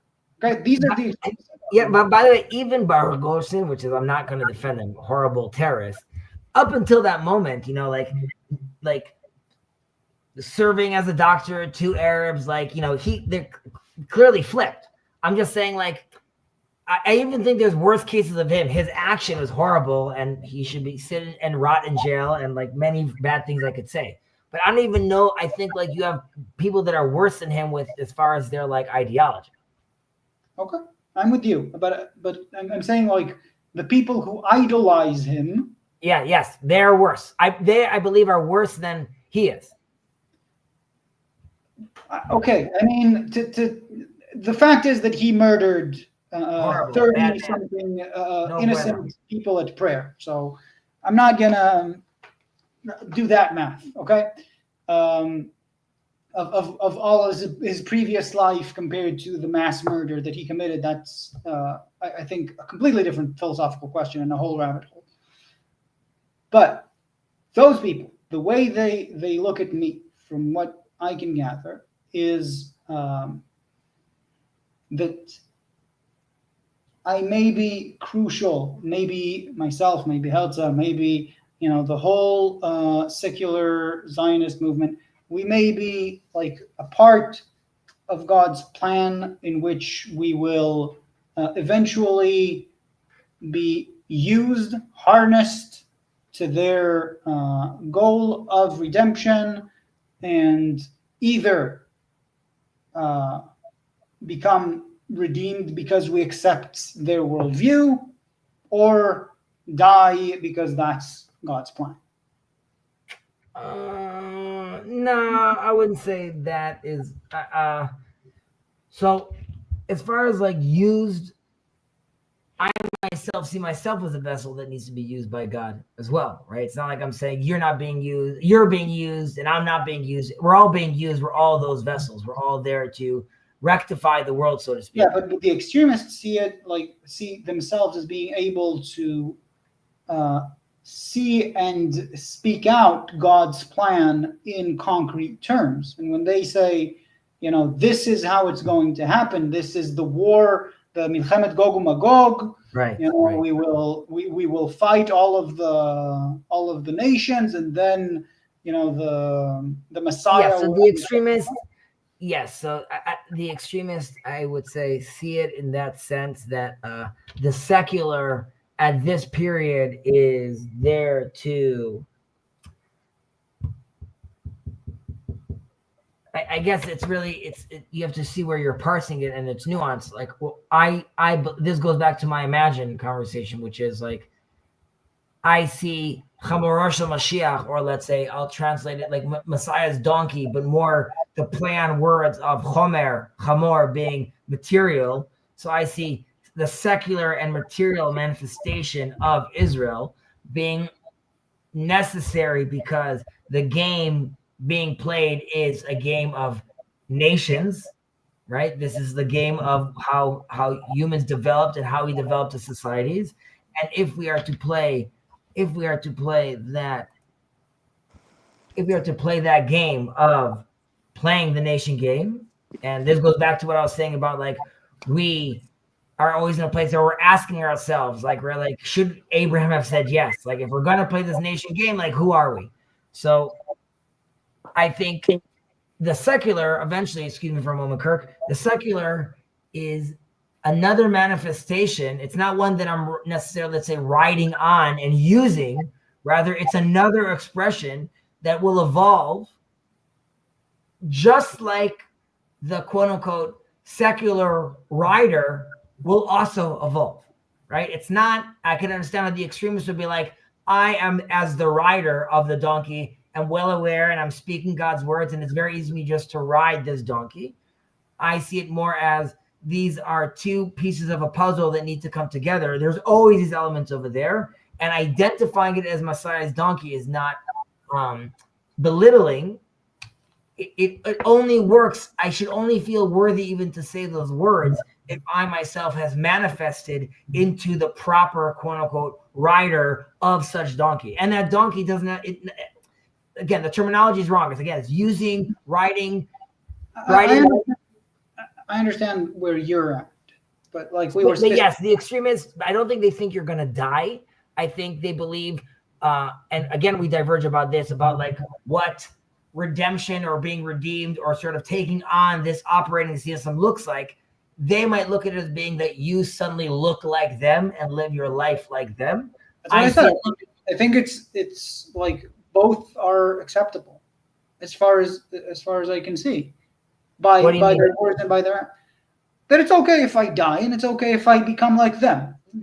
Other options don't really make sense within an extremist viewpoint. Like, because they have the right view, and those that don't, because they now see the complete plan of God is no longer mysterious to them, right? Everyone either conforms to that or does or ceases to exist. Right, but it's the moment sort of it's sort of like having a sign that we're always working towards. Like the moment that like it's always like you will be convinced. It's almost like there's no other option of you not being convinced, just because it will be so obvious and so clear. Where it's like there isn't sort of like another option. When we pray that every knee will bend and every like mouth will take an oath, because it will sort of be clear and it will manifest everywhere. It's less about like, do you use email? Like everyone's using email. You can't like opt out of that game. Now you could use terminology, and this is a argument that Jacob and I had about universalism, or specifically how it's interpreted by the Christians. But in the Kabbalistic understanding of, let's say, people being redeemed or everyone having a portion in the world to come, even those that are wicked that go to hell still eventually connect back to the source. And we were talking about this a little in the Rambam class, which is like the Rambam believes that like everyone has potential, even the Gentile, but if you don't utilize it, you could be nowhere, not connected to anything. While the Kabbalists believe that everything ultimately goes back to the source. Everything can be redeemed. So here too, I would say even those extremists, maybe they care less. And I'm not trying to defend everyone. I'm definitely not trying to defend those that are going to, and maybe you're saying that's who I'm talking about. The ones that are going into Arab villages and burning them right now. Yes, those people are bonkers and bananas. I want to, if you don't mind, just comment on one thing that someone said over here. As far as this, traditionally the donkey represents the Gentiles. Even then, Gentiles, as in, we say that you could write the Bible. One of the languages you could also write the Bible in is Greek, because it's considered one of the most beautiful languages. And while Judaism sees itself in a certain light, it recognizes the amazing abilities and components of the Gentiles. We could look at it as Edom in general, also the blessing that we took from Esau, but manifesting powerfully in the world. We also owe a lot of gratitude for, if we believe that we're supposed to steward the world, we've been missing for 2,000 years, and the older brother Edom had to take back that blessing in a certain sense, and sort of the Western world lead the world to where we got today. So the Gentiles are not, it's not a derogatory term. It's just, if we're looking at the Gentiles as not sanctified, and as the Jews are sanctified, it's being used as like a secular vessel. That doesn't mean itself, by doing that purpose, is accomplishing a secular, a spiritual and sanctified motion. That's it. And last thing, just about what he said, about unrelated to the political discussion, but curious about the Jewish perspective on Torah and prophets. It seems like there is fairly little emphasis on Isaiah, Jeremiah, Daniel, or even the Judges. So not true. A lot of emphasis on it. All in our prayer services, all these people are mentioned. We learn from them also in our legal system. These are prophets that have many of their verses and their teachings have to do with how we live our daily life. And they're all taught, and they're stories that are in our tradition and are very much intertwined with our reading of the Torah as well. But sorry, go ahead. What? Well, you just said to me? Yeah, sorry, Kirk. Yeah, you were waiting patiently. Oh, no, I wasn't really waiting away. for anything in specific. I was just reading the comment. But I would say, yeah, my understanding is that I'm not I don't know as much about the Orthodox Jewish position as you do, but my understanding is the idea of the Gentiles' role in redemption is that even though the direct revelation of the Torah was given to the Jewish nation, the Gentile nations of the world still ultimately have potential, whether in the form of secular wisdom or and that can take the form of science or philosophy or all sorts of other things that aren't directly. I mean, they're all in a sense manifestations of the Torah, in a sense that they're all true and the Torah is the eternal truth, but they're more indirect, you could say. They're not directly found within Jewish scripture. They could be derived without direct reference to Jewish scripture. Sure, but like they could also have their own beautiful relationship with the Master of the universe, and he loves them and he sees them, and no one needs to become Jewish. They could live their life. Of course, nobody has to. There's not an idea in Judaism that anybody has to convert. If you're not Jewish, as long as you follow the 7 laws of Noah, which are, in my view, very basic, even according to most secular moralities, then you're good. So, of course, there's an idea that it's not about being Jewish is not necessarily about like having a stronger connection to God, or that if you're not of the nation of Israel, you can't have your own relationship to the Creator. Again, as I mentioned often in tractate of in the Talmud, it talks about, or it's quoted that he who rejects idol worship is called a Jew. And it's, in a certain sense, it's like really once you're playing at the game of abstractions, like you're basically there. And that's sort of where we want to bring everyone towards, recognizing. I'm being very loose right now, but like once you realize whether it's believing in 8,000 gods representing 8 being infinity, or whether you believe in the Father, or whether you believe in just once you're there, or Gaia, or the One, or the Source, even the philosophers at the time, once they even got to a place where there's a transcendent God, they could see of it as being removed from us. But even recognizing that was already just like a huge leap forward as far as like a society and the world and a civilization. So we're getting there, Kirk. Don't worry. I have a question for you, Chazi. Sure, dude. This conversation, I think we've mostly agreed on most things. So I'm wondering where, in politically right now, where do you think we are disagreeing? Or where would you think the strongest disagreement would still be at? If you had to guess, maybe you'd find out that I'm with you. I'm thinking, I don't know if like financially, economically, sorry, will diverge so much. Um, and I don't know. I don't even know if from a security defense position will necessarily diverge so much. I think obviously everyone in Israel realizes like things need to change, right? A different mindset needs to be taken. I think we both want peace that's sustainable and real and things like that. Real partners, so awesome, great. Maybe that's when you bring that up, because um, when you're saying things have to change, so I wanna maybe understand where that goes, because the one side of this is, I think, the more hawkish. I don't want to even say hawkish because that sounds like traditional, but the mainly I think that the Ben Gvir Smotrich camp are saying like op-eds going like we should make the IDF into a killer attack dog and every war should be complete hacha'ah or annihilation or something like we would just have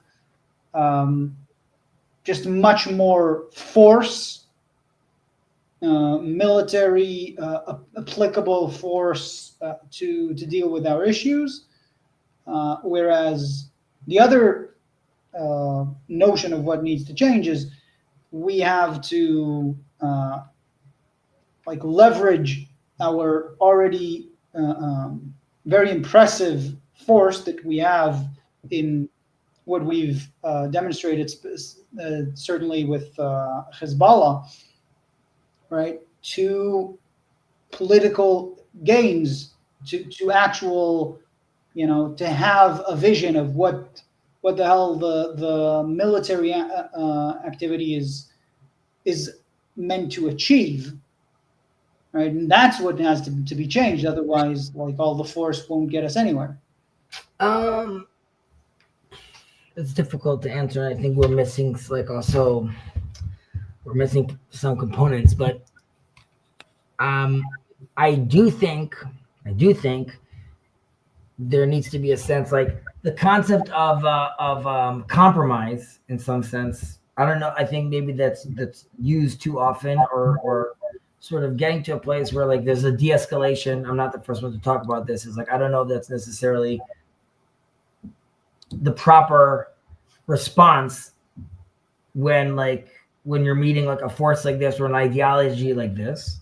However, annihilation, again, like those are complicated. Are you annihilating an idea? You obviously can't annihilate a population. So I don't know if I don't think we need more force. It's more about proper force at the proper time, like and measured, Yeah. I mean, this goes back to our AI discussion of like, is it a tool that we could be using? Yes. Is it being used properly? Let me be concrete, right? Yeah. Like the claim that Yair Golan is making is, which I agree with on this element. Yeah, who's making?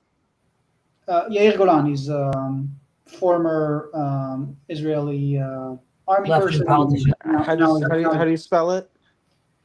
Yair, first name Golan, last name. So the claim he's making is if you're fighting a terrorist organization and you're not creating an alternative governing force in that in its place in that area, then you're going to be fighting that entity indefinitely, right? Because you're not going to like neither just send all of these people away nor annihilate all of them, right? I think we agree that those are absolutely like they're fantasy ideas. Like those are not things that could or would happen. But for sure, what Ben Gvir and Smotrich have in mind, and like I don't think Bibi's probably taking those. Yeah, I'm just saying like specifically the idea of transfer or annihilation. Like to me, Transfer again, like regardless of morality, they just won't happen. Right? Like so we're not gonna load families onto trucks and drive the trucks where you're right. It wouldn't manifest like that. However, I would just say, I would say as a policy, that's a problematic policy. As things manifest, Policy is I'm problematic. saying you're gonna like now, like you're gonna say we're gonna transfer X amount of people out of Gaza, let's say, right? I would say if it manifests due to changing realities on the ground, right? I'm just saying what happened with Syria was unexpected. I don't know if something crazy happens, like I'm just throwing something out there, but like Saudi Arabia makes a deal with Israel. It's, I don't know, some bananas deal, and guess what? We're just like, we're taking this land, we're opening up, we're building buildings, everyone's welcome over here, and suddenly you have like 750. First of all, you have to talk about the numbers if you're in Gaza. It's 2 million, is it whatever? But let's say X number, a huge percentage decides, you know what, we're out of here. I don't know. That's a crazy reality. It's like, is it impossible? If, let's say that happened, would that change how I'm looking at things? Potentially. Having said that, But let's stay within okay. the reality that we know, because I even had this conversation with a friend, right? He asked me, about conquering a part of Gaza, right? Whether Israel would conquer some of Gaza's territory, which is something a lot of people on the right are offering. And I was like, look, I'm not having like this, holy book and like never conquer any land or change the amount of land that Israel has as a holy commandment, right? I just don't see how the hell it helps us, right? Like if you told me this is what we want, this is what's gonna happen, it makes a lot of sense. You could get me to. By the way, so that goes back to vision, which is like before you could even answer these questions of like what your army should be. What is the vision of? I mean, it's called the Israeli Defense Force, right? So you would be like off the fence. It's like it's a defense element to it, right? It's not an offense army. And what is the vision, right? Why is like what you just said? Like you're gonna make this claim on Gaza and you're gonna take X. Why? What's the benefit? What are you doing? So it's very hard to make any of these leadership decisions, and let alone to your claim. Like even if you're making those decisions, are you making them alone? Just Bibi making these decisions? So like there's many issues with this. So I mean, practically on the ground, You said something has to change. How do you see it? Because I told you like one thing that I see and one like opinion that I think is the demand for me is like if you're literally talking about like what's the next step? It's re-education, and a demand re-education of the cousins. Re-education of the cousins. There's a certain re-education. Israel needs to be educated, or Israelis should just be educated with regards to the Muslim religion and its own cousins around in their area, just in general. Second of all, there needs to be an understanding of like, the game that's being played over here. And it goes back to very easy stuff, which is recognition of a Jewish state, giving up the right of return, and giving up the right of the category of palit. No, what's the word I'm looking for? Of a refugee. Refugees. And then you could party, have your own state, do your own thing, have your own flags. But very hard to get people to agree to those conditions publicly, for sure. And I guess so that's sort of like my red line. And then it's very easy for me to talk about, let's say, beautiful religion, Muhammad, peace be upon him, I want to live in peace, but like that's at the end the name of the game. Does that mean I need to have boots on the ground, not boots on the ground? There's many deals and different equations that could, like scenarios that pop up that change how that happens. But that's sort of the recognition that I feel like I need. And if I get that from someone on the left, if I get that from someone on the right, I'm sort of down to play to that. There's another sense politically where I don't know if you and I will, because you said you and I agreed. It's how, let's say, the religious Jewish element manifests, right? I would agree that, let's say, there are certain ideas I have that if, in the words I use or concepts I use, that if you could say, Chazi, I trust you as Chazi individual, how he manifests and talks about those ideas. But I know many people that talk about Messiah's donkey have a different interpretation. So I can understand how, let's say, even things I propose only make sense because they're coming from me in context of our conversations. And you can be like, I wouldn't fly if that guy was saying it because I don't trust his agendas.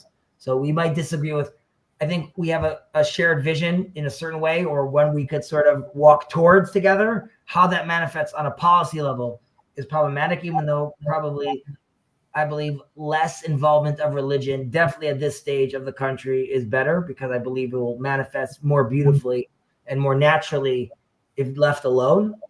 Because I do believe Judaism manifests also through the political, which Jacob disagrees with. I just think the donkey hasn't manifested into what it's supposed to be, where that mesh is possible. And then the religious, which also isn't manifesting itself, I think, properly, is forcing on to the secular something that it also can't accept. And that's why I think we're also in this issue. So we might disagree a little there. I don't know if we even disagree. Like, I sure, Yair Golan, like, great. Like, what's his plan? Like, don't stay there. Great. Like, what's his vision? Like, play it out. What's the next So the vision. Go ahead, Kirk. Sorry. I just had the one little, I don't know, correction, but I think, as you said, Jacob doesn't believe in Judaism manifested through the political, and I think I would take a little bit of issue with how you phrased that. I would say Jacob doesn't believe Judaism being manifested in the political in a context of the state of Israel, but I don't think he's against Judaism being manifested in the political in a broader sense. So if you're talking about abortion, or even if you're talking about economics and free markets, I don't think Jacob would say there's no connection between his political ideology and Torah. No, but even I agree with Jacob in a certain sense, which is like the nation of Israel, the political manifestation of the nation of Israel, right, is still not like, that's why it's called Atchalta de Geulta, or like the beginning or the footsteps of Messiah. It isn't it yet. I just look at that as something that is manifesting and evolving into the next stage, right? When King David gets the tabernacle back from the Philistines, he has it in a little tent next to his tent because there is no temple yet. Should we immediately come out and be like, well, he's a heretic? Like, why is it not the temple yet? He doesn't know what to do. And he tells the Levites, sing a new song, right? Something has to happen. The forefathers of the nation that come together and make a declaration that has in it that we're building this nation inspired by the vision of the prophets, to me, is part of that new song. It's not there yet. It's not the temple.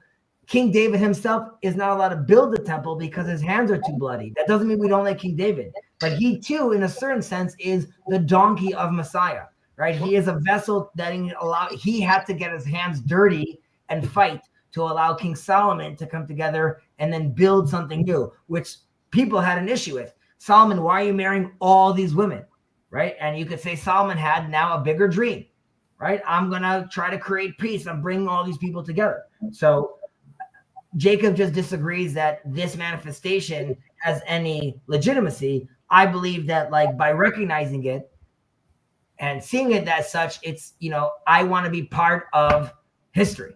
You could be looking at the sidelines. I'm here trying to build that and ideally turn it into, hopefully, in my little part, try to rectify that situation. But while recognizing, and from a religious perspective, literally blessing by using the tetragrammaton, right, which Jacob wouldn't do, and singing praise on the day of independence, because I see it as a value and as a religious element, which could go astray, which I'm sure Gilad has some issues with, how other potentially extremist people see that and manifest that and express that politically.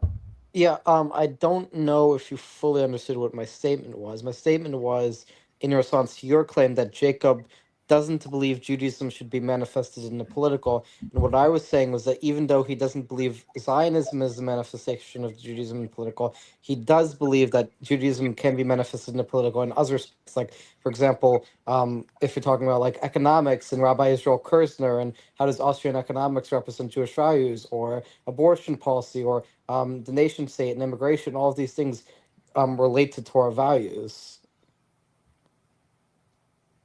Does that make sense? Yes. So, So could I, Judaism does influence Jacob's political beliefs, just in a more Yes. indirect way. I agree. Gilad. if I could just go back to you were Yeah. asking what Yair Golan's plan if he lays it out. So I'm not him, obviously, but I can relate what at least the elements that I found that I understood from his plan and that I think are at least reasonable and a vision that can be followed. He says, when you're fighting Hamas, that's a years-long war in which you dry it out financially, like with the units that Netanyahu closed down, and you fight it, its ability to govern by cultivating an opposing force within the bank, and a force that basically supporting the moderates as much as possible. And that part of that deal can certainly be what you're discussing about education, right? So people tend to say like it can't be, the Palestinian Authority, the PLA, and I'm like, there are really only three options, right? Sweden isn't going to control Gaza, so it's either us, Hamas, or the Palestinian Authority. And so far, Why can't there be another option? I'm just saying, if Like you have I'm just saying it's like saying like if you have another option and you can bring it about, please let me know. I'm just saying, like, to the best of my understanding of the situation, Egypt is not going to be taking back Gaza. Jordan is not going to be taking somehow control over Gaza, right? What, like the Scandinavia is not gonna. Who is it gonna be, right? Like, because that's what when Bibi was making that speech at the start of the war, that's the issue that I took with it, because it's saying it won't be Hamastan and it won't be Fatahstan and we won't stay there. And look, we're and it's still Hamas, right? Like, but this is again an opportunity, and like while I agree with you, and I look at this religiously, where I believe Isaac/Israel has a responsibility to mend the relationship with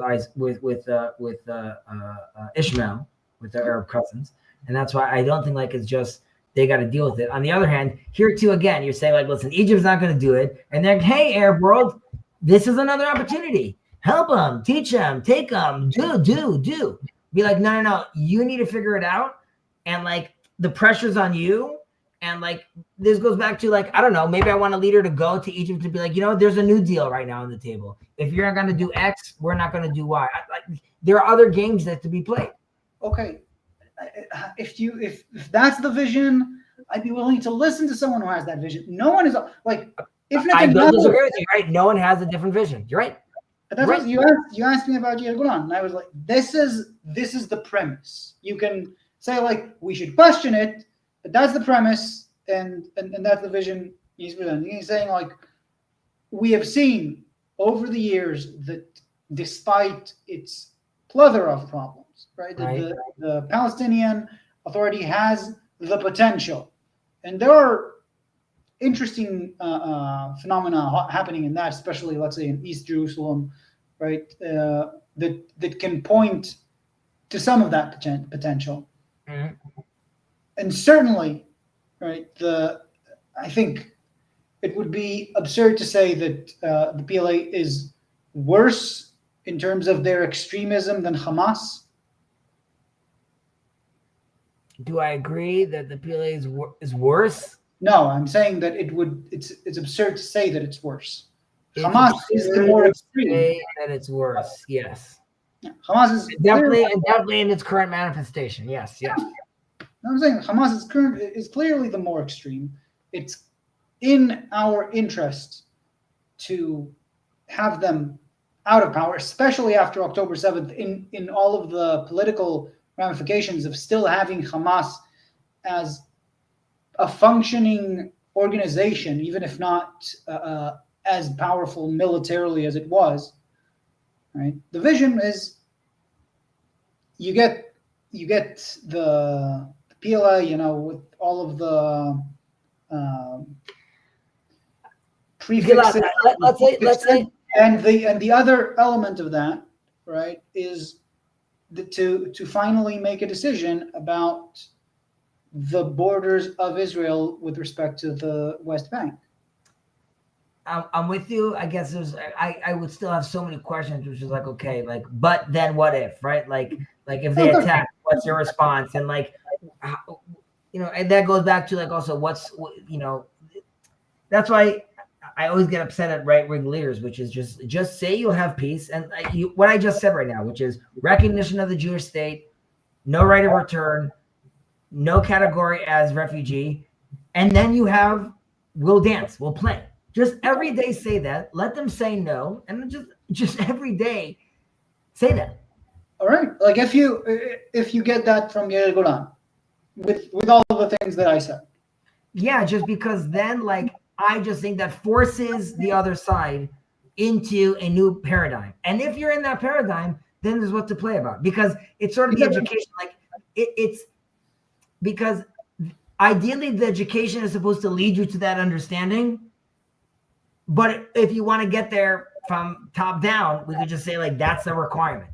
But like, specifically, like if we're talking about historically, Arafat was pretty much willing to agree to all of those things. And one of the issues, and I wanted to bring this up with, you're saying like the leader is not rising. I mean, to my view, right, when a leader rose here with, you could say some of the most difficult decisions to be made, he was murdered, right? And those things that you're pointing out to was like those were definitely some of the terms. Arafat actually insisted only about the Lebanese refugees and they said he agreed to maybe like only like a small number. I don't know, it was like 200,000. Whatever. I don't. But okay, and then there were deals afterwards. They were offered, right? And people said no to them. There were deals later that were offered, and people definitely there were deals. So like it's less about like, do I want peace? Yeah, I want peace, and like take this land, take that sort of land. But I mean, not with this conversation went somewhere else, but like, and this goes back to the education, from the river to the sea, everything. Tel Aviv's occupied, Jerusalem's occupied. It's all occupied, and that's just the game. That's the name of the game. And I feel comfortable saying this because, again, I am talking to my Muslim brother, not politically. I'm talking to him religiously.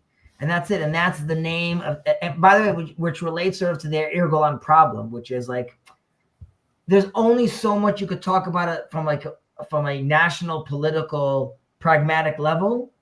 But if you're not scratching the surface, which is national, and you could only respond to that as Israel, I believe you could only respond to that properly as Israel Jewish, not just Israel democratic. Like it's bigger than just you yourself as a nation state, like, or let's say the term we're using as like the donkey can't solve this. Only the rider and the donkey could get together, could solve this. And it only works. Sorry. I think you're getting at where we do disagree. And this is, maybe this is a point that has been on my mind for a while, that one of the difficulties I have with the whole situation we have with the Palestinians specifically is that Israel for many years has under that mindset of thinking like we can talk with the Muslims. We can do this religion to religion. We understand. We have cultivated through the 80s. We've cultivated Hamas, and Sheikh Yassin, and we've cultivated Hezbollah. Right, the idea that like the secular forces are the ones that are bad or insufficient, or however you want to see it, and somehow the solution would be in the religion, I think is has very very poor evidence to support it. Let's say, right? We've gotten a lot worse from the religious, and in this case, extremist religious elements of our environment than we have from the seculars. And to me, when I see, I disagree with that. I mean, I don't think that conversation, or at least how I think it should manifest, has happened. Like propping up Hamas. Isn't I'm just saying, just about the facts, like where you agree and disagree. I'm just saying the facts are, right? What happened with Hamas has been much worse for us to deal with than the Fatah throughout its existence. The idea that Israel had of saying like the Fatah is the real threat, this national movement, secular national movement, and if we cultivate this opposition religious movement, they would be but to be fair, cultivating Hamas wasn't because we're trying to discuss with the religious aspect. It's both. These will negate each other, and then we won't have the national movement or emergence of a national state. It wasn't because we believe, as the people of Israel, we have to be under the archetype of Jacob talking to Ishmael. And that's the conversation I'm having. My conversation is like, I want to build you a mosque. But I want to do that because I see that as my responsibility as the Jewish people, and I recognize your religion. And I believe that, I can understand how this sounds completely elitist, but I'm speaking within my religion and my context, obviously, which is my job is I could only demand that from my Muslim brothers if I see myself as Israel. I don't think when Bibi is trying to prop up Hamas, it's because he sees himself as the visions of the prophets and my responsibility on healing this relationship with Ishmael. So I think that happens from I think I understand what you're saying, but I guess my sense of it is sure, the large scale solution has to include everything by definition, right? By the nature of being the large scale solution for this. But right, the sense that this issue,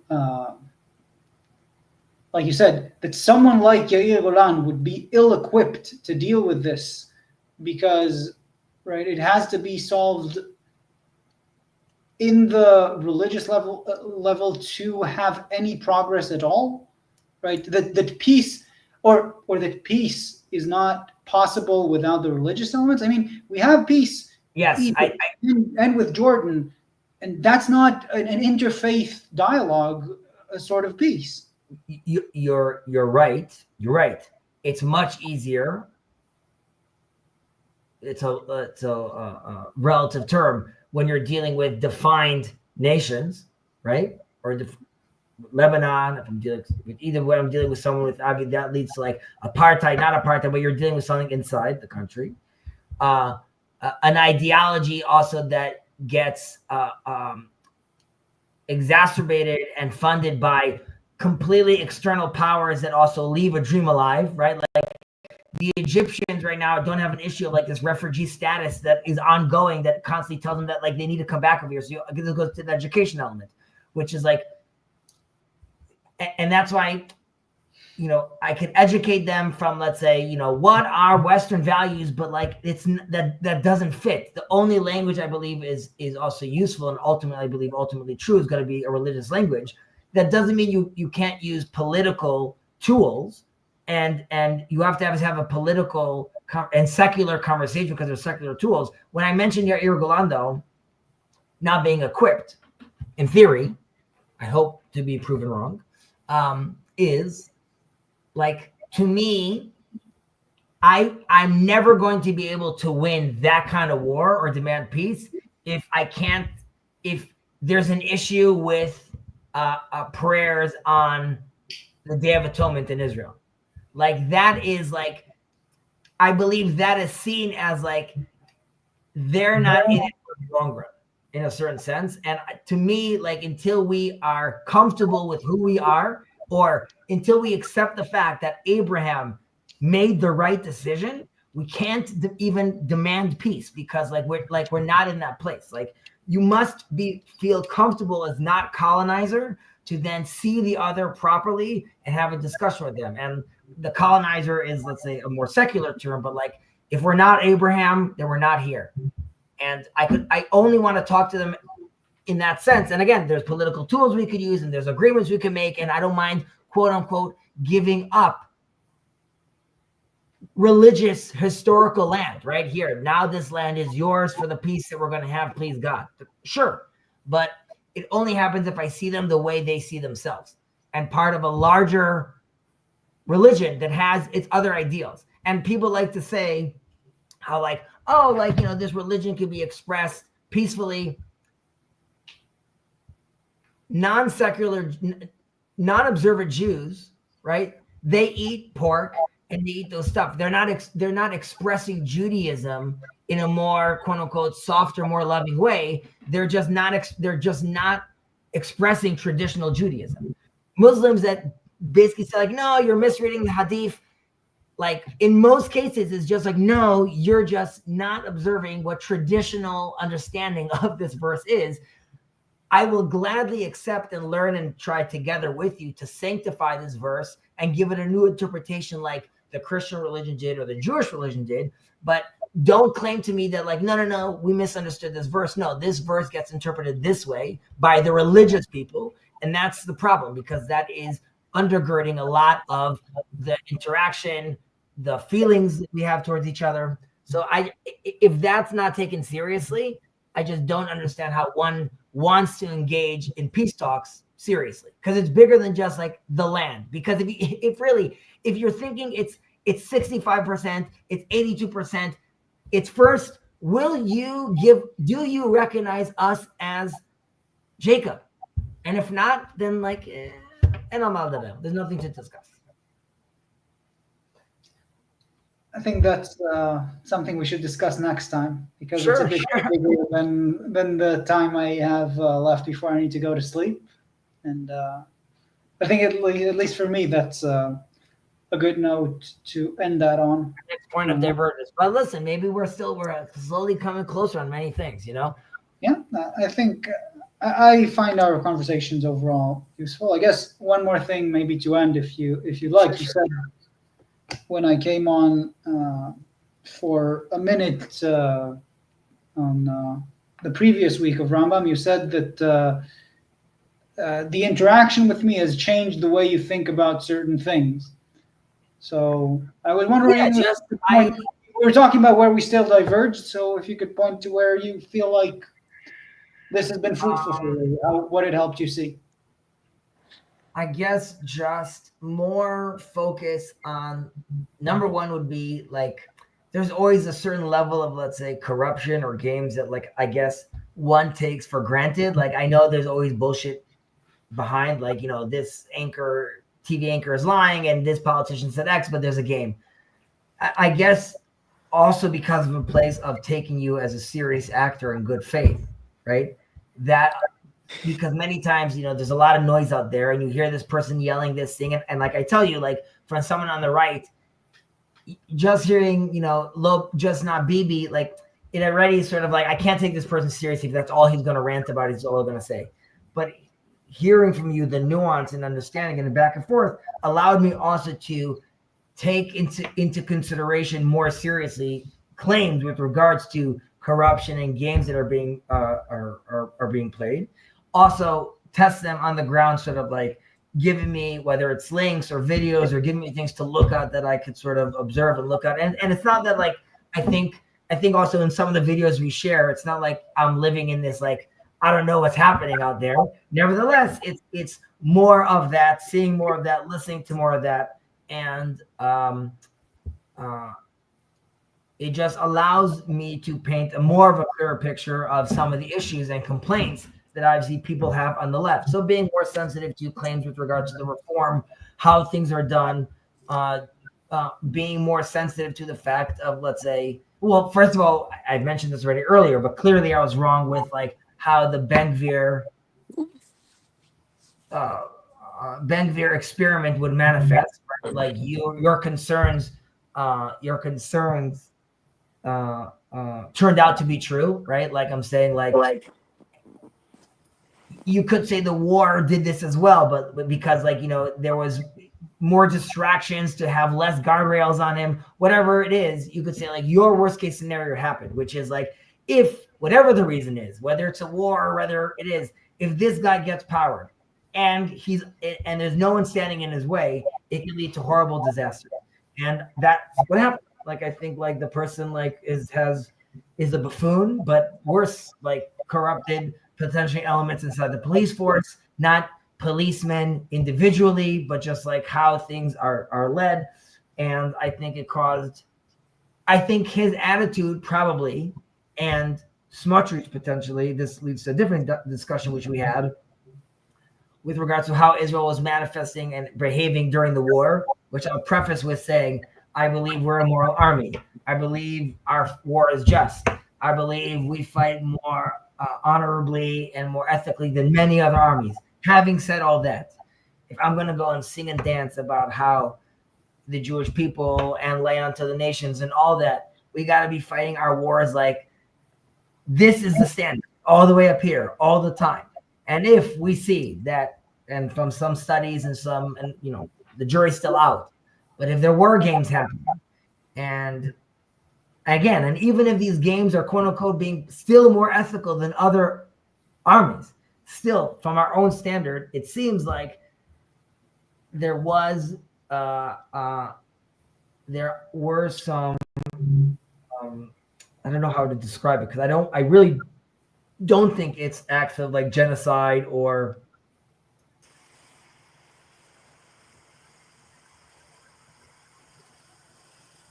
I don't know what the right word I'm looking for is, but I mean, there were war crimes documented, right? Like, I don't know if. By the way, I even want to say sure to that, but like I don't even know what that means, because are we saying like, okay, if every other war had war crimes, are we saying like 10 are allowed, 20 are allowed, 30 are allowed? Like, what is the condition that like we allow other persons? We can measure right. it by. So you know that's right. War crimes happen. I guess it doesn't really matter. It happened.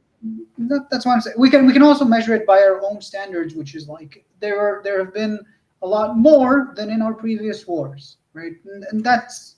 But even it's more to me about the decision of, let's say, if indeed they're like, I'm going to take an extreme example of, let's say, because of thinking that at the time, thinking that this existential and there might be a war from different fronts. There was, and I could be wrong, so please, no one here on the internet quote me on these numbers, but let's say there was a directive of like up to 500 combatants or civilian or collateral damage individuals were allowed, and that was sort of that would be the max.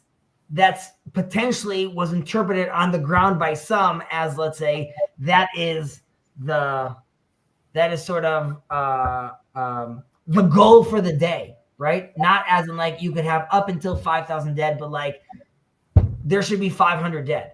And even if that's not the directive, right? So I could say like, let's say, as far as the army process from the upper echelon is still quote unquote kosher, the way it manifests on the ground, and we could blame many things for that, cultural things for that, war, lust, humanity, religion. it's embarrassing, right? When you hear some of these stories of like, okay, so you got into this house, you cleared up the family. I understand that. All that's okay. You kicked them out because of okay, but then why were you then trashing the house? Why was then the behavior like unethical? And you'd be like, but other armies, I honestly don't care. It's my expectation is like fight ferociously, blow up the whole building if it needs to be blown up. Just like if building 1 needs to be blown up, great. If building 2 didn't need to blow up, then there's no reason for it to be blown up. And if it happened because like someone was messing around or someone was trigger happy, then it's embarrassing. It's horrible. I don't even know what to tell you if like, oh, then heads should fly or this guy needs to go to jail. I don't know. I don't know about that. I just know that like that it seems like we were selling, and I understand also why a country would do this. We were selling that like it's the most ethical, even if that's true. I was led to believe that we were doing an even better job, and if we fall short from there, it's embarrassing, and I hope we could be forgiven because like it's horrible. And again, like that's death, that's war. You could say that because of today's age, we're just exposed to so much more of it, so we know so much more of it. I'll say this because I do need to go. Sorry, yeah. I'll say this. I think it's true, and to kind of counter a lot of the. I would say this to complement you saying something that's atypical of you. I'll say something that's atypical of me. Messiah's coming. Okay. If Russia had been attacked in the way we were attacked, or France, or the US, or the UK, right, and had responded with 10 times as much recklessness and destructive force than we had, or 100 times more, no one would bat an eye. I think people would bat an eye if it was Russia doing that. I think like when Russia leveled Mariupol without any anything close to what we experienced on October 7th, the world was horrified, obviously, but still, this is what you expect from Russia, the Red Army, their heritage, whatever, right? If from any country, and if we talk about like the US's invasions of Iraq, Afghanistan, Kuwait was quite quick and it was international, but Iraq and Afghanistan, let's say, right? Like the ratio between the relative damage to population that the terrorist attacks on 9/11 had to what we had in Israel, and the magnitude of response, right?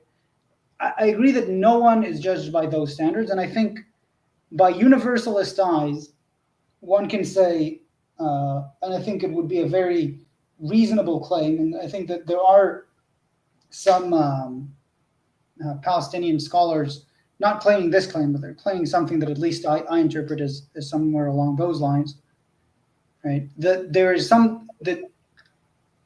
the reluctance to truly strive for peace and the insistence to keep the dream of a completely Arab Israel has worn down the Israel's, let's say, ethics, morals, or defenses against our own, let's say, more monstrous side, to the extent that when we got to this point, I think like any other nation would have gotten to this or worse. And we've seen those examples historically.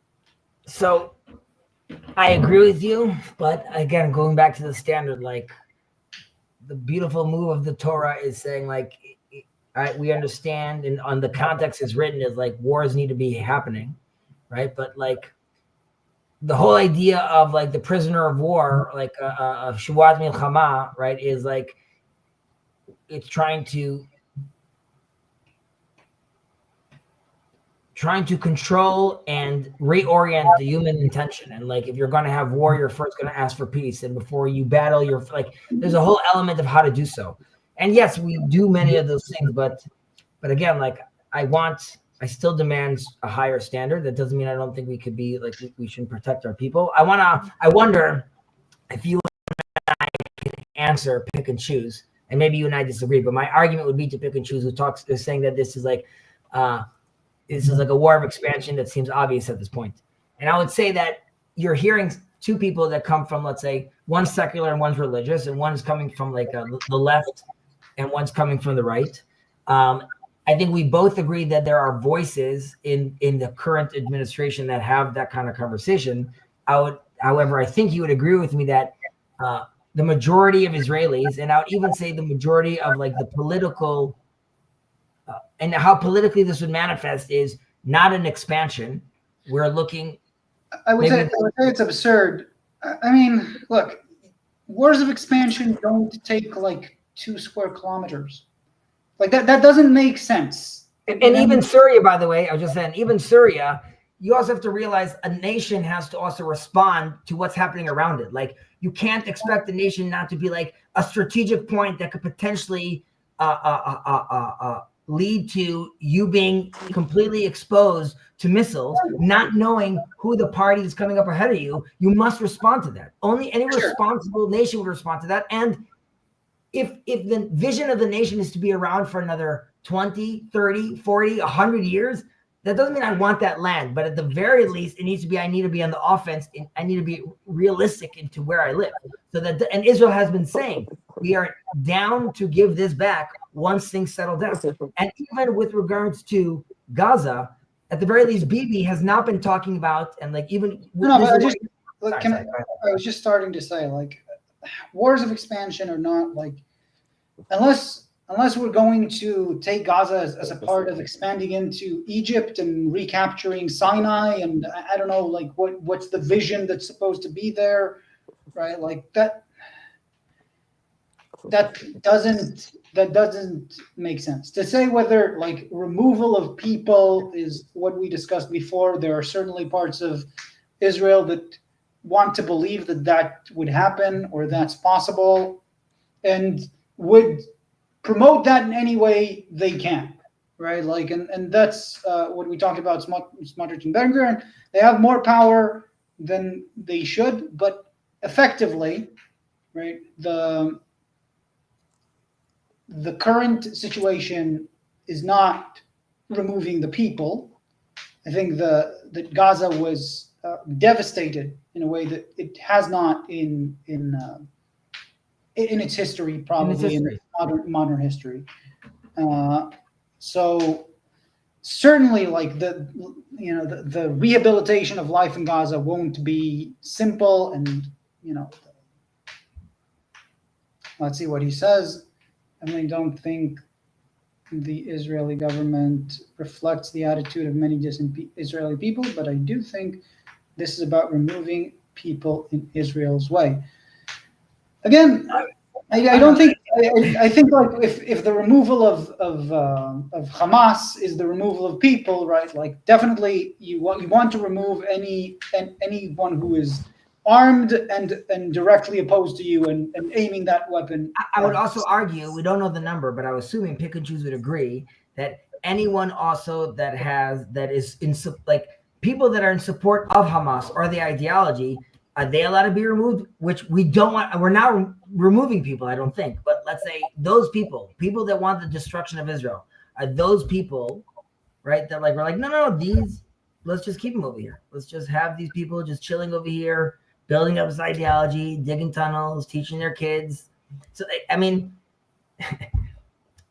when we disengaged from Gaza, from forget politically if that was the right decision or not. All the greenhouses, all the homes, everything was left because that's not what you do to remove people. Just build and live your life and do your thing. All that infrastructure was destroyed and used to shoot rockets. That's it. None of the greenhouses were saved, and none of the homes were used to nothing. They were destroyed.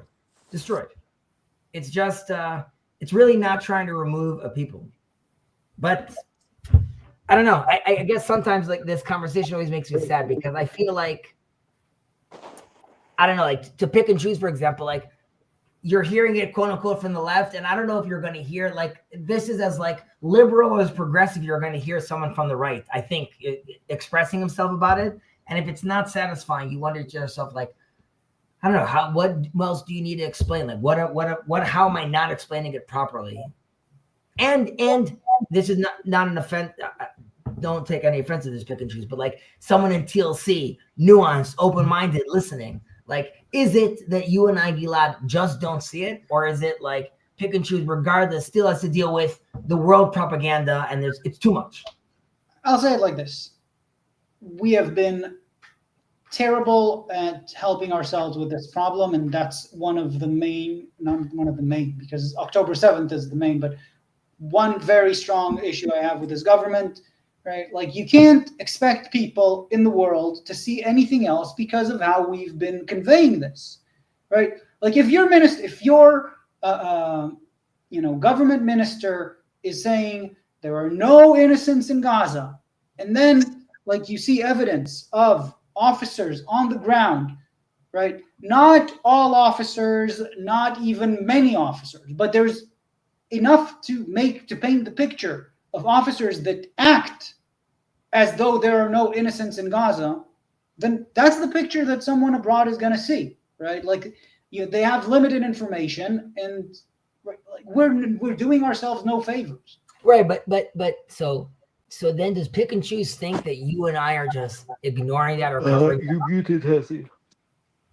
No, he's not muted. Right, so is that what's being seen? Like, oh no, I know, like, I don't think Chazi's an asshole, and I don't think Gilad's an asshole, but like they don't really see it. They don't really know. I mean, like what? Well, I think I could say that. Let's say I could say that if I'd heard, let's say, two people in Russia talking about why, at the end of the day, it's really about whatever Russian propaganda is selling, right? Like, I'm just trying to say, like, when you see it from foreign eyes, right, what would it look like? And what kind of situation would you actually consider like pick and choose is considering our situation? Right, like, but then I and asked, I'm saying like yes, if I really got down to the nitty gritty of everything, I might be able to see like, okay, yeah, this is more complex, this is more nuanced. But for the reasonable amount of digging that a person who's interested would do, right? Like, what more could you make conclusions from? You see, this is what the government is saying, this is what it's promoting, this is okay, yes, but there's looking at statistics, they're looking at the amount of dead, they're looking how you're shooting the missile. You could say they're failing at it, right? Yeah, but okay, so this line over here, so pick and choose says, like, I don't think you're an asshole, right? This means like you and I just think you're in a tough spot where it's hard to allow yourself to see clearly over here. So then I ask myself, like, okay, like, but what does trying to look clearly look like? This is my conversation with Gilad. Like, I'm looking at articles, at details, at New York Times, cross-referencing. I'm talking to Yosef. Yosef uses these AI tools. Like, I'm trying to do the homework, and even looking at the homework and being self-critical, that's not the result I come to. And then I tell myself, okay, I'm going to give myself like a potent processing, a sparring partner, someone that's coming from the left. Now you could be like, yes, but the left is still in the context of Israel, right? So both of us are swallowing this propaganda. Both of us don't listen to we're not absorbing mainstream media. We clearly live here in this space as well. And one of them, clearly, Gilad is in opposition to the government vehemently, right? Wants the head of the government to be completely disbanded. And I also think this government is failing. Yet, and I'm coming about it from, let's say, pure, both from a religious perspective and from a secular perspective, and he's coming from a secular perspective, and that's not the conclusion we're coming from. I guess I would ask, pick and choose, like, in any sense, does this conversation right now make you wonder to yourself, like, well, maybe I'm seeing it wrong? Like, what do you need to see, pick and choose, for you to doubt what you're getting? Like, is the passion, I guess the passion doesn't matter. Hopefully, the idea that I would hope that we're conveying, that we're thinking rationally and critically about this topic would convey that, we're taking it seriously and we've done the steel manning, so to speak. But so let me just offer one thing before I go, Hazi, because sure. It's like yeah. Several times, right? The thing I'm considering, right, when Milosevic was in control of Serbia, and there was, terrible atrocities happening in Kosovo. That's where the people in Serbia were blinded, right? Like they were, as Pick and Choose is describing, right? Like the world is against us. They're anti-Serbian. It's all these games being played. These things are not really happening. And I would just say, to the best that I can see, and I make a conscious effort to see, I've expressed like how I feel about it. But I do take these occasions to remind myself that it's still important to look more, right? Like it really is agreed hard to, and despite all of my attempts and my deep care for the truth, I always sort of try to accept that I am limited and I have my built-in biases, and yeah. So I'll end with that. Good night, everyone. Good night, Gilad. Can we chat? Is Hazi gonna chat for a little bit, or? Well, considering the fact that I said I would be done at 10:30 and now it's 12:08, maybe like a few more minutes we could chat. I just want to respond to Pick and Choose. I was just wanted to say just for a little bit there. Kirk. When I said you were muted, it was because I think it was probably just an issue on my end, but for some reason on my end you weren't coming through audio wise. It's all good, Kirk. I was just done to. Let me take first the biggest step back, and I just want to say hi to Young God. I'm glad he's here. I'm sorry he got kicked off some sort of channel. He's always welcome, loved, and seen over here. That's number one. Young God got kicked off what? I don't know. I saw some comment about him getting kicked off some channel, and here he's welcome. To Pick and Choose, thank you for engaging. Even saying that the government motives are sinister, you'd have to qualify what the motives are in relative to what narrative are you taking on to, maybe it's not considered sinister according to some, but whatever. That's a separate discussion, but I appreciate you being involved. William, I think you're doing I hope you're doing well. ZDMC23, yes, I think the land is promised to us. Yes, I think otherwise we're a rando democracy, which is nonsense. B, we need to be worthy to be stewards of the land. And even the way the government is acting now we're not manifesting what the body politic should manifest if it's working properly. Someone mentioned earlier, maybe it was Young Guy, a question about the Torah and the gay parade in Tel Aviv and how it would manifest if you're living in a theocracy. So I think that's a red herring. I don't think it would manifest that way. I don't think Judaism is looking to go into people's bedrooms. There's how things are expressed in the public, and there's how things expressed personally. Ultimately, it's between you and your in relationship with God. Also, there's plenty of examples in the Talmud and in our literature with regards to how commandments or regulations that are in the Torah are actually expressed on the ground, right? When one person needs to get stoned, how that actually translates into the authorities not actually manifesting such stoning, but actually transforming it into an educational experience, really is and that's like 2,000 years old, but that is a hint of how these things could be expressed while maintaining ideas and values, but not necessarily being expressed in such archaic ways. So that's a much larger discussion of how these things are manifested politically, but it's not turning into Iran and having people wear burqas. Yeah, I mean, being gay is immoral if you're talking about like same-sex relationships with, but that doesn't mean the government has any political reasoning or justification for like in the case of Tel Aviv. I'm sorry? It seems like you're saying that like even though we believe as an Orthodox Jew that same-sex relationships are immoral in terms of a practical political level, that doesn't mean anything about like the government shutting down pride parades or anything.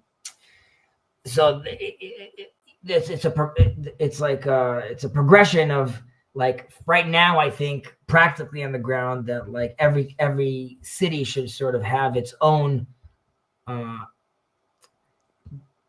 Like sort of like you have like in the States, we should really decide for itself. Like in Tel Aviv, if you want to have a gay parade, that's great. And in Jerusalem, if it's less relevant to how the culture expresses itself over there, then it shouldn't. And that should be a decision that's made democratically through the municipalities. But it shouldn't be crammed down from, let's say, the courts right now. Like, everywhere has to have this and everywhere has to that. That's one level, because I believe naturally the country is more traditional and they'll want to emerge and manifest something more traditional. Number one. Number two, you're talking about, let's say, in like eschatology and how I see it manifesting on the ground. Yes, there I think there is like how things are spoken about publicly and how it's dealt with the masses, and then there's the individual and how that is expressed and how we need to be tolerant and understanding. But that doesn't mean that is what's the norm. Well, it's not even just not a norm. No. I'm not talking about no gay ghettos. I'm not saying there's going to be any gay ghettos. And I'm saying that right now, and first of all, gay marriages are already recognized in Israel since the early 80s, number one, right? I think we're in some states more quote unquote progressive than many other countries in the world with that regard. I think that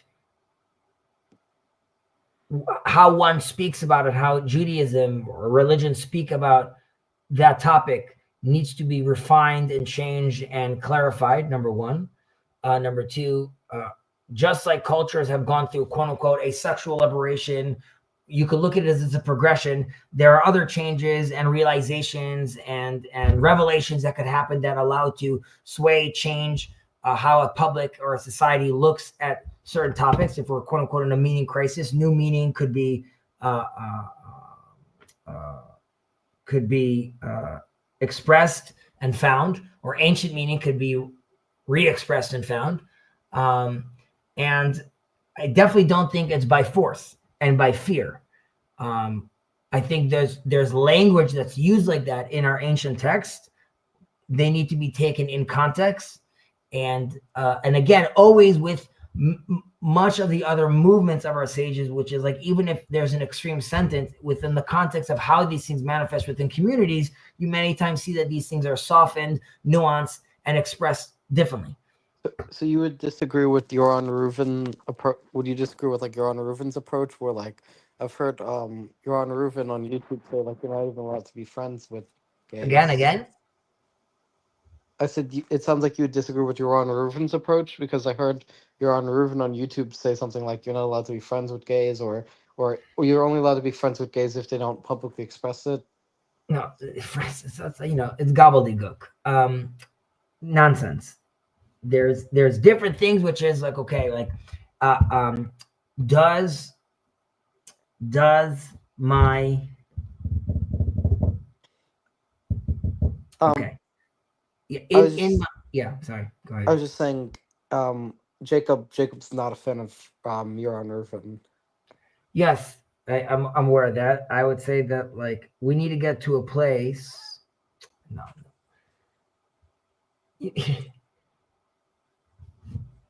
Not being friends with someone and calling someone out for something like that is there's difference. There's rebuke, there's public rebuke, there's private rebuke, there's being part of the community, or then being leaders in community. There's being part of the synagogue or being the rabbi of the synagogue. So these are all things that need to be uh, uh, Worked figured out. out. And there are discussions and there's halachic discussions about this. It depends where they're expressed. Many times these things are expressed behind closed doors or to whoever needs to hear them, and not big public affairs that matter to them. Many times in more extreme or conservative groups that change. Today, everyone studies the Ramchal and everyone studies Maimonides. However, Maimonides' books were burnt by his own community, and the Ramchal was chased out of his house. But now we accept them. It's hard for us to remember and to think about that, how people we look at heretics and apostates then become part of our canon. So we should be very careful. That doesn't mean like, oh, now we're going to understand how gay marriage is accepted. It's just before we go out condoning people, definitely after years of exile, right now the mission should be unity. I understand that doesn't mean kumbaya and everything's accepted. But at the very least, it should be talking about a unifying Torah, which hopefully, as it's expressed together with people, will enlighten people and inspire people. Yeah.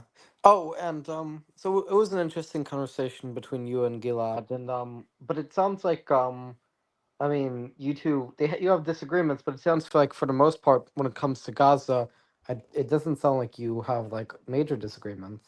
I think most Israelis agree about it. There's very few that talk about like, I mean, there's a sense, there's greater Israel argument, which is like, it's all ours and we should take it.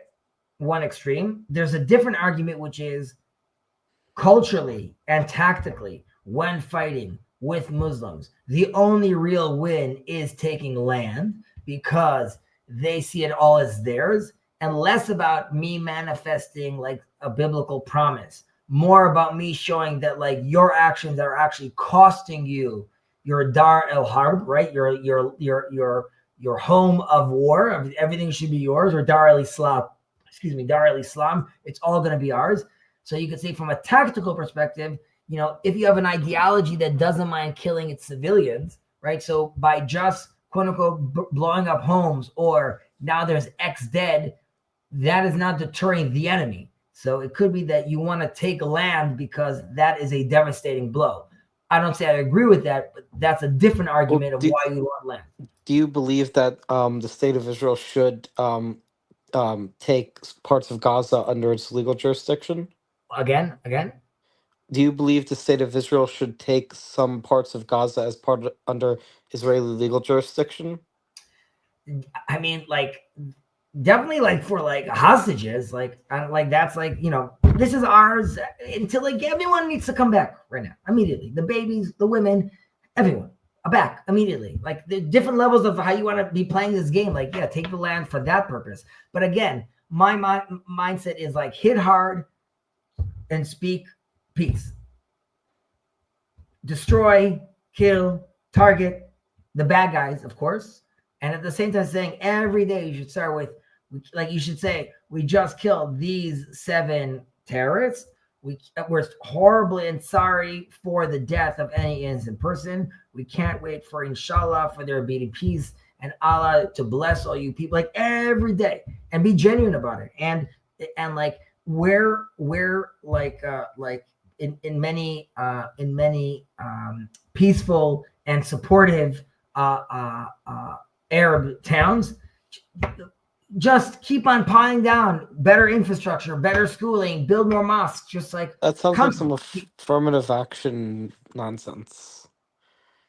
You're saying that Arabs deserve money for their race? No, nothing to do with for their race. Just Arab towns suffer from a lack of infrastructure in many cases. No, Like, but why should Arab towns get more towns than Jewish or get I didn't say more they should fun? get more towns. I just said any towns that are existing should be supported even more heavily. Just constantly show the world that what we want is peace, because what we want is peace. That I is, understand that. I'm just saying I don't understand why Arab towns should get more funding than Jewish towns. I didn't say they should get more funding. I should just say, like, right now, legally, they're supposed to get funding. Unfortunately, due to different games and roadblocks and things, like, they don't get enough, or it's not funneled properly, or it doesn't get to them at the right time. Like, cut all that out. Constantly show that you're improving that relationship. I'm not saying give them anything more. And to pick and choose, do I think the hostages have survived the apocalypse? We got a few last week. We just got another 4. Praise the Lord. We got 4 more released today. Yes. Do I think out of the 70 that are left, all are alive? No, probably like maybe 35, 40 are still alive. But obviously we want everyone back. Everyone needs to come back, and the bodies need to come back. And the bones need to come back. Everything needs to come back. But it sounds like you're like, one of your concerns is like trying to get better publicity between, you could say, the right and the Orthodox Jewish community in Israel, which is generally associated with the right, and the Arab world. Vadai, of course. Yes, Yeah. we should be talking to the Arab world every moment about how locating the moderates, constantly discussing with them publicly, having conversations with them, and using respectable terminology for their religion. And bomb, kill the terrorists. Keep on doing those things. Well, let me ask you this. Do you think What? Israel should have stricter controls on the aid that's going into Gaza from organizations like UNRWA because of it getting stolen by Hamas? I know that's a much bigger, more problematic topic. Again, I think there should be way more pressure on Egypt, on other. I mean, like, we build ports. Again, there's like a lot of propaganda out there. Israel sends in a tremendous amount of trucks and aid, and things do get stolen and things do get stopped. Well, I guess what I'm asking is, do you believe there should be stricter controls on that? Yeah, I guess so. There should be stricter control on that. I can't answer that to you. There should be anything that should happen that it gets to them should happen. By the way, it could be that for that to happen properly, 30 more people need to die. I don't know. I don't know if another 3 buildings need to be bombed, because now finally that headquarters that was stealing that food is now destroyed, and now that food could come there. Maybe it's red tape. ZDMC Orthodox, Hebrew Orthodox here, Yeshua is the Rebbe. As long as he's not the father, there could be many things we could qualify him as.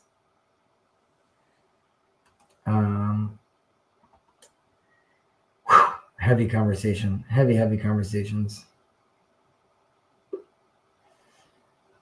All right. Any last comments, complaints, accusations? Will you do another one of these streams with Gilad on Jacob's channel? Yeah, I don't know when we're gonna do the next one. Maybe like in 2 weeks or something like that. Yeah, because like you told me last time we were talking on Rambam study about like I was asking about Sholem and the Hebrew language and all this, but like I was a little bit confused by your response. So I was just asking if you could clarify some of that. You're always getting me at these late hours to qualify heavy things. We can do it. We can do it next time if you want. But I would think if you're interested in, what was the name again in English? it was something by Rav Shagar, but I don't remember the name of it. Exactly. Faith Shattered and Restored by Rav Shagar. Okay. In Hebrew, it's called Luchot Veshivrei Luchot, which is tablets and broken tablets. Basically, there was like whatever. Either way, I recommend reading him, and I think that will take you sort of through the Orthodox or an attempt of an Orthodox rabbi through the mystical traditions and understanding, playing with postmodernism or yeah, and that will give you just a more modern interpretation, and I would say a more legitimate approach from an Orthodox perspective, as being like a real rabbi expressing how he sees postmodernism or parts of it or some of its philosophy being mapped on to Jewish thought through the mystical tradition, specifically with regards to the use of language, both in creating and how we could see a lot of that emerging from Foucault and Derrida. So well, especially, I mean, Foucault, but especially Derrida. Correct. And especially Derrida. So sort of he plays around with that. And once you look in the mystical traditions, because things are more amorphic, that sort of leads you to like postmodernism is an opportunity where we could break down certain concepts and reinvigorate with a new language. And that is something that we could learn from. But again, you got to sort of have to take certain elements from postmodernism and not the whole bag of tricks. Yeah, I mean, postmodernism is kind of a vague thing anyway. Nachon. Yeah. And also I would add, I believe I told you, so do you know who Hannah Arendt is? Yes. Are you sure? I mean, she's why am I, now you're making me doubt myself. Because there are some people who they hear a name and they think they recognize it, but they don't actually recognize it.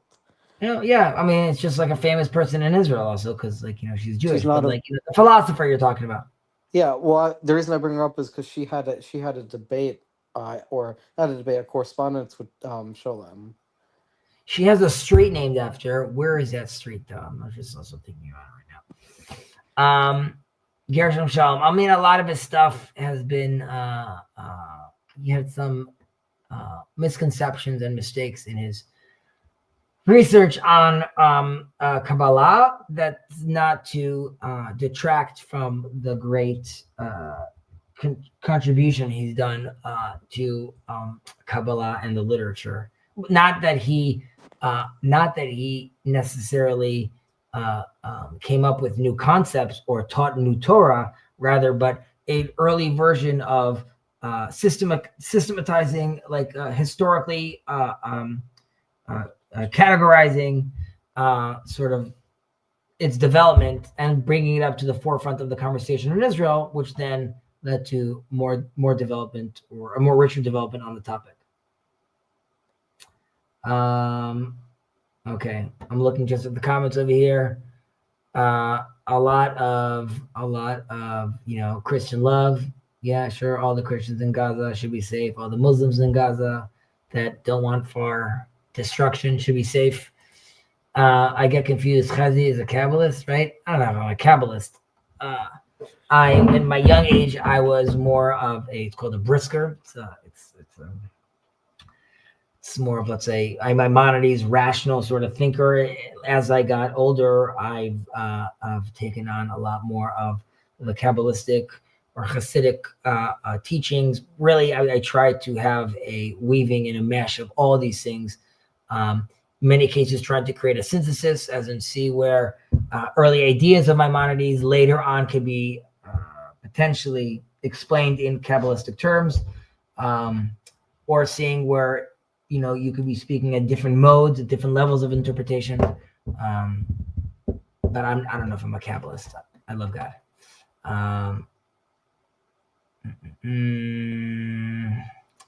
What is this? God's Ron says, anyone, it would be actual descendants of those ancient people from what they have become Christian. Tough, also deep conversation. A lot of going on over there. Pick, find, read a pianist backwards in your words of Harry. Everyone in that land, pal, and is to become one unified society. Two-state solution is impossible. Right, so you could have one-state solution, pick and choose, even if it's forgo right of return, forgo refugee status, recognize it as the Jewish land. More than that, hopefully, if we could actually manifest as who we are supposed to be again as Israel, we could allow and return back to Jacob and Isaac and Ishmael together going to bury their father together. And there's a lot of family drama over there. And I think it was Lynn that mentioned in one of the comments about like how it's shocking to her that like we're both Abrahamic religions. But I believe the Christians and the Muslims and the Jews both, represent a certain aspect of the Abrahamic religion and God's requirement from us. We spoke about this in the past, but in the Zohar, it talks about how, different manifestations or different spheres or aspects of God. In Islam, din, right, or justice in a certain sense is manifested strictly, and it's stressed through the Arab religion, right? Submission, this intense submission. We have to be very impressed of how they promulgated the submission to God throughout the world, right? And that's like we have to realize how powerful Ishmael is like that, and we have to recognize it and be impressed by that. And the Christians with their understanding of love and mercy and how that was great. I would claim that Judaism is there to show how both need to be in a balance, but regardless, so it's not so crazy to see how it comes from Abrahamic religion, and that's why I believe our job is to assist our Arab brothers in recognizing the message that Muhammad, peace be upon him, was trying to teach them. I believe it's the message of the Torah, as I believe Jesus was trying to do as well. I don't believe Muhammad was as peaceful as you seem to be making him out to be. I didn't say he's a peaceful person. I said peace be upon him, and I'm saying that because I'm willing to recognize that a religion that carries about 2 billion people, and as Maimonides said almost 1,000 years ago, is a path maker to God, and as Rav Kook and my sages have left room for interpretation, that it's not impossible, nor is it we shouldn't assume that God doesn't send messengers to other people, and that these messengers even could perform miracles. Other people are supposed to hear the word of God as well, and that I believe that still happens through Judaism, both through Christianity and through Islam.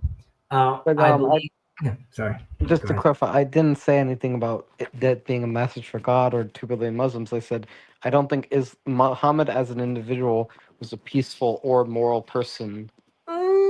It seems there would be many arguments to seem like it was not. However, our Balaam, the prophet who was evil Balaam, yet he spoke to God and was a super powerful prophet. We call Cyrus Messiah. Who are we? We are not. And Maimonides prefaces this by saying, our thoughts are not his thoughts and our ways are not his ways. We don't know how God manifests these ideas. I am willing to play and accept the fact that he too could be a prophet. And because of that, I'm willing to say peace be upon him, because I am understanding and being respectful of the fact that if the Quran is in a certain sense, or it's in its intention, an original version of its expressed version was a real attempt to spread the word of God through even the most minute or glorious expression of prophecy, then that's fine. I just believe that it's there to promulgate the story of the Torah. Well, so could I say something that's a little bit tangential to this? I'm sorry. By the way, it's technically Shabbat right now in Israel. It is not Shabbat in Israel. If it was Shabbat in Israel, I would not be on this stream. Wait, it is Shabbat? It is not. Shabbat ended in Israel 7 hours ago or 6 hours ago. Okay, I was just gonna ask if I could say something a little bit tangential to what you were just saying. Sure. So I presume you know who Baudrillard is? No.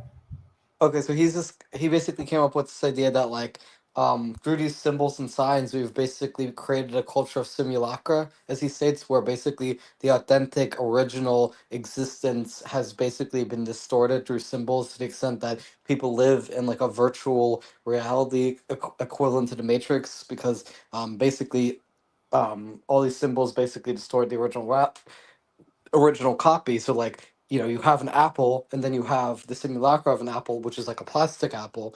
And it sounds like what you're saying is like Islam is like a simulacra of Judaism, where it's like Judaism's the authentic thing, and then Islam is like symbolic copying with major distortion going. Or it's an honest at its best, it's an honest expression, but it's being expressed to a specific context, in a context to a specific people. Christianity, I believe, through the movement of the sons of Noah, or Bnei Noach, which is Christianity and Islam, and even the Hindus or even the Shinto people, are all different expressions. And due to God's diversity and greatness, I believe that while Judaism points towards the proper orientation and the arrowhead, I want Noahides I want Muslim Noahides expressing it through their version of interpretation, because that's another person touching the elephant. And I want Christianity and its elements, and perhaps there's a very deep Torah and meaning to what they manifest into Mary, as long as it can be purified from, let's say, from idolatry in a certain sense. I believe then those concepts or those archetypes should be kept, because they need to be expressed in a certain way. It's not like Judaism has a monopoly of the expression. I believe, like, again, I've mentioned this many times, we are the chimney cleaners. It's dirty work. It's just there to allow for ventilation, for air to go out. There are more beautiful drapes, and the floor could be beautiful wood, and that doesn't mean we're expressing that for. It could be that I need the Greek and I need the Asian architecture. They do a better job at doing that. We're here to just express a proper mode of ventilation. To this line that I highlighted over here. So Israel has all eyes on it. Correct. A center stage. Correct. And just look what it's telling the word: bombing every hospital, bombing children, denying starvation. It looks mad. I agree that the eyes are on us, and I agree that we are failing at what we're supposed to be doing, which is lay upon the nation. However, bombing every hospital, again, there's a sense where I believe that there's an evil and it is being called out and cleaned up. We should be doing a better job about that. But to think that a hospital is being used and been proven to being used as headquarters and weapons, and then the world's still saying that, like, oh, this is evil. I look at that as another response to, like, sort of the way words are used, and postmodernism, and even the conversation about sex and gender. Like, there is evil out there, and we're living in a confused world where people are looking at how Israel's behaving as the evil one, and I feel that's like fundamentally part of the meaning crisis. And I totally understand the world is angry, because like either Israel needs to be glorious or it should really just disappear. And even if we're performing at 99%, which we're not, I don't think the world has patience for that. And I feel like that's a feature. It's sort of why the anti-Semitism is also like a feature. It could only turn if we fully express what we're supposed to be. Otherwise there's just, it's sort of, this sounds a little intense. It's why even in suicide, unfortunately, people committing suicide are also expressing that there's a good out there. They're just saying their standard for good is so high that, like, it's not met, and that's why they literally can't live in this world anymore. I think the world, in a certain sense, is saying, like, the standard is so high that, like, anything less than that is just like, you deserve our ire. And in a certain sense, I accept that. I accept that, like, we need to be fantastical, and we're not. What were you saying? I'm just a little bit confused because you mentioned sex and gender. I don't quite understand how that was relevant. Sex and gender, as like now as a society, we're deciding like a man could be a woman and a woman could be a man, and like the world is going ahead along with that, and we could be like, no, at some point I could say like it's not all malleable. So I'm even saying like when someone comes and says like, but you're bombing hospitals and you're killing children, like you could look at it that way. You could look at it also as like children have in their rooms next to the crib, there are weapon depots, and like they're underneath the hospital, there are bases, and it's like in these hospitals there are like fake patients that are being called dead, and then we see them get up in videos and walk away. Like there's also that, and if the world doesn't want to see that, like at some point you have to realize you have to fight that, and until you convince and show the world that like no, you were looking at the world in this. The Bible talks about this, like olam hafuch ra'iti, right? I've seen an inverted, upside down world. So simulacra. I don't know if that would be like a converted, inverted world, but no, I don't know if that. I don't know if that works over here. I'm just looking back at some notes over here. Well, I mean, yeah, I just don't know what that has to do with sex and gender. I mean, other than coming and saying Israel is evil, I would say like coming and saying a man is a woman. That's what I'm saying. I'm saying once you qualify as what? You're saying calling a man a woman is evil? No, I'm saying identifying Israel as the aggressor and as the evil one is this situation is as you need to be as confused as someone that qualifies a man as a woman. Yeah. And I think that is because we're today in a place where like I go back to this example, when the dictionary now has the word literally also mean figuratively, I can't blame someone for like using the word apartheid, genocide. Like it's all like words themselves have no meaning. So you're going to look at Israel, you're even going to use the term aggressor on it, even though like, or you could be in a reality where, let's say, comparatively with other wars, the ratio of combatant, combatant to civilian death is lower than other wars, yet being told that this is like the worst war ever. Right. So then it's a reality, which is like, well, actually there's less death than other wars, but no, still it's worse. And well, that's because Western progressives have bought into a propaganda system, very reminiscent of Aldous Huxley's. So like Aldous Huxley wrote A Brave New World, and like I believe our media ecosphere due to the internet has created a false reality for a large branch of people in not just the West but globally. And that explains why things like Israel committing genocide have become memes at this point. 1 second. If we found out one of the Twin Tower offices have been used by villains who used awful things to Bin Laden, who did awful things to Bin Laden's family, would you excuse the 9/11? No, same with hospitals. No, you have hospitals that are called hospitals. You would then have to check what is the funding of this hospital? Who runs the hospital? Is it really being used as a hospital, or is it being used as a place to hide hostages? Then you then look at that hospital and call the hospital and warn the hospital and send messages to the hospital, right? It's not you then wake up one morning and bomb a hospital. Then you try and clear out the hospital. Then there's a demand to be even more surgical. So then you send in elite units into the hospital to surgically kill certain people in the hospital, right? More than that, you have the most surgical attack in history ever, the beepers. And there too, people are like, well, people next to the guy on the beeper also got hurt. So there's also a question like, okay, how are wars fought? What is collateral damage? And I blame also the internet and Twitter. Like we also handicapped ourselves by like exposing ourselves to this all the time, right? Which is like, yeah, the human psyche can't handle seeing death constantly. So even if something is being done properly and morally and like the most surgical version, if you see 100 videos of the people around it getting hurt, you can't help yourself by saying like, maybe they should have done even a better job. So like, I disagree with that. Maybe I misunderstood you, but I disagree with that.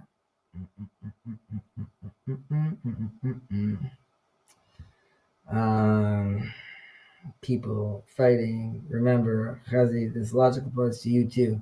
That's how language works. just like expand if you don't mind. I'm not sure about the context.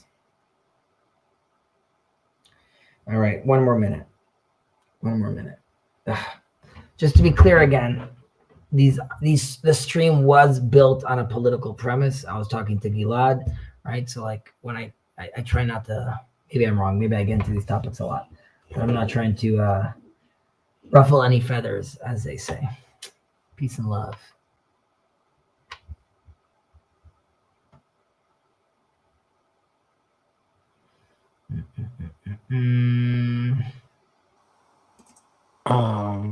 William Branch says that he's a ger in some sort of messianic quote unquote synagogue. Who is this? William Branch? Who will? Billy Boy? He's a good dude. What is this over here? RJ. Chazi is just a fella. Guys, no need to go in at him for national politics. Nah, it's all good. I'm a big boy, and I don't know if they're going at me. I think there's sort of peace and love over here. If I was in charge, maybe I'd make other decision. Talk Greater Israel unless you need to veil it. I don't know what that means. I need to veil it. I don't need to veil anything. I think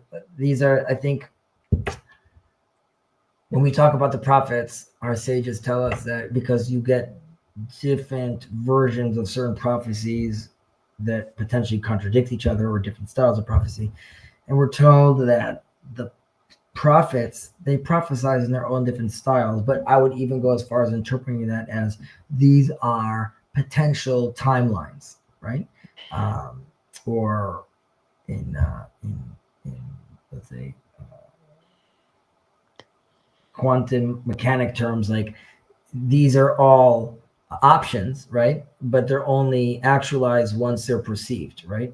Only when there's a superposition, when we observe them, do they actually happen. So the redemption could come immediately. It could also be prolonged. Like if you guys act in a certain way, then there could be version X of redemption. Ezekiel, for example, seems to be more extreme or stringent with regards to the involvement of the Gentile in redemption with regards to his placement in the temple, while other prophets see a more cohesive, inclusive relationship.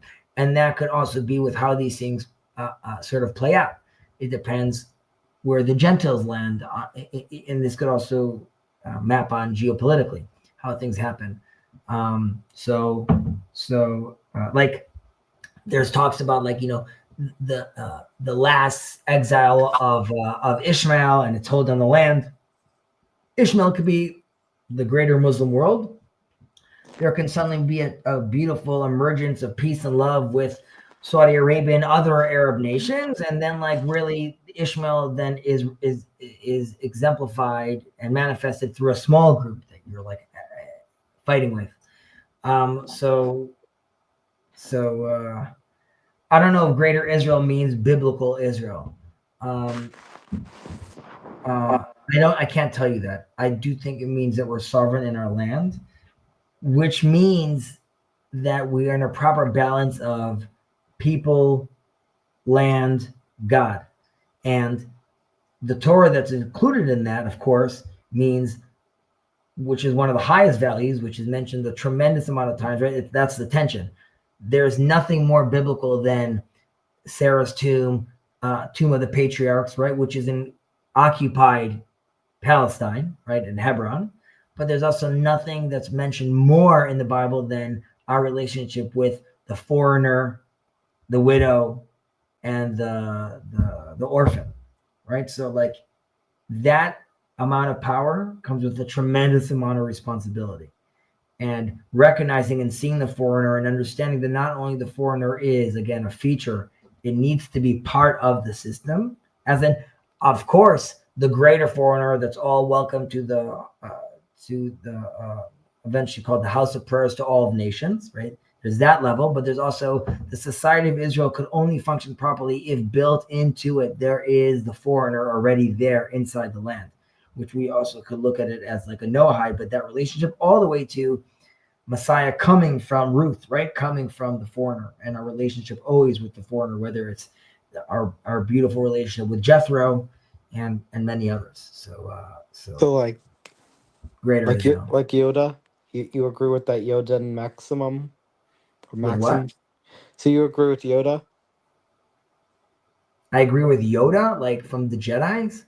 Yeah, isn't he the one who originated that like great power comes great responsibility? Or No, that's Spider-Man. I agree with Uncle Ben.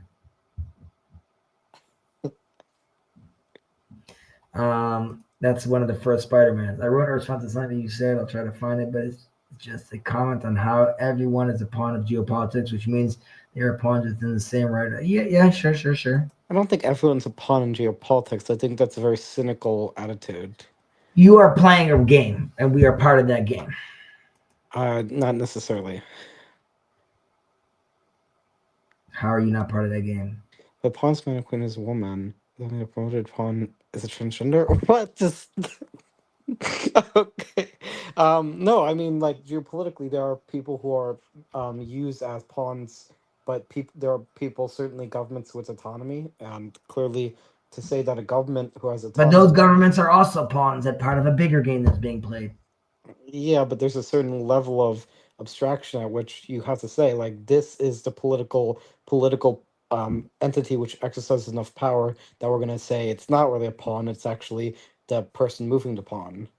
Sure, but that person is moving the pawn based on other moves that are happening. So it too is a pawn. I mean, it can have its day in the sun as a king, but or a queen in this case, being a more powerful element in chess. But yeah, I don't know. I don't disagree with that.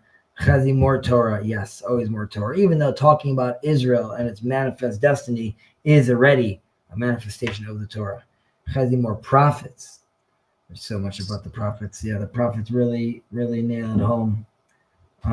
It would be really interesting to see Hezi, you have a discussion with like a secular or non-orthodox politically liberal American Jew, like a reformer conservative style, Kamala 2024, never Trumper, um, that style of Jew, because you're like the exact opposite, Hezi.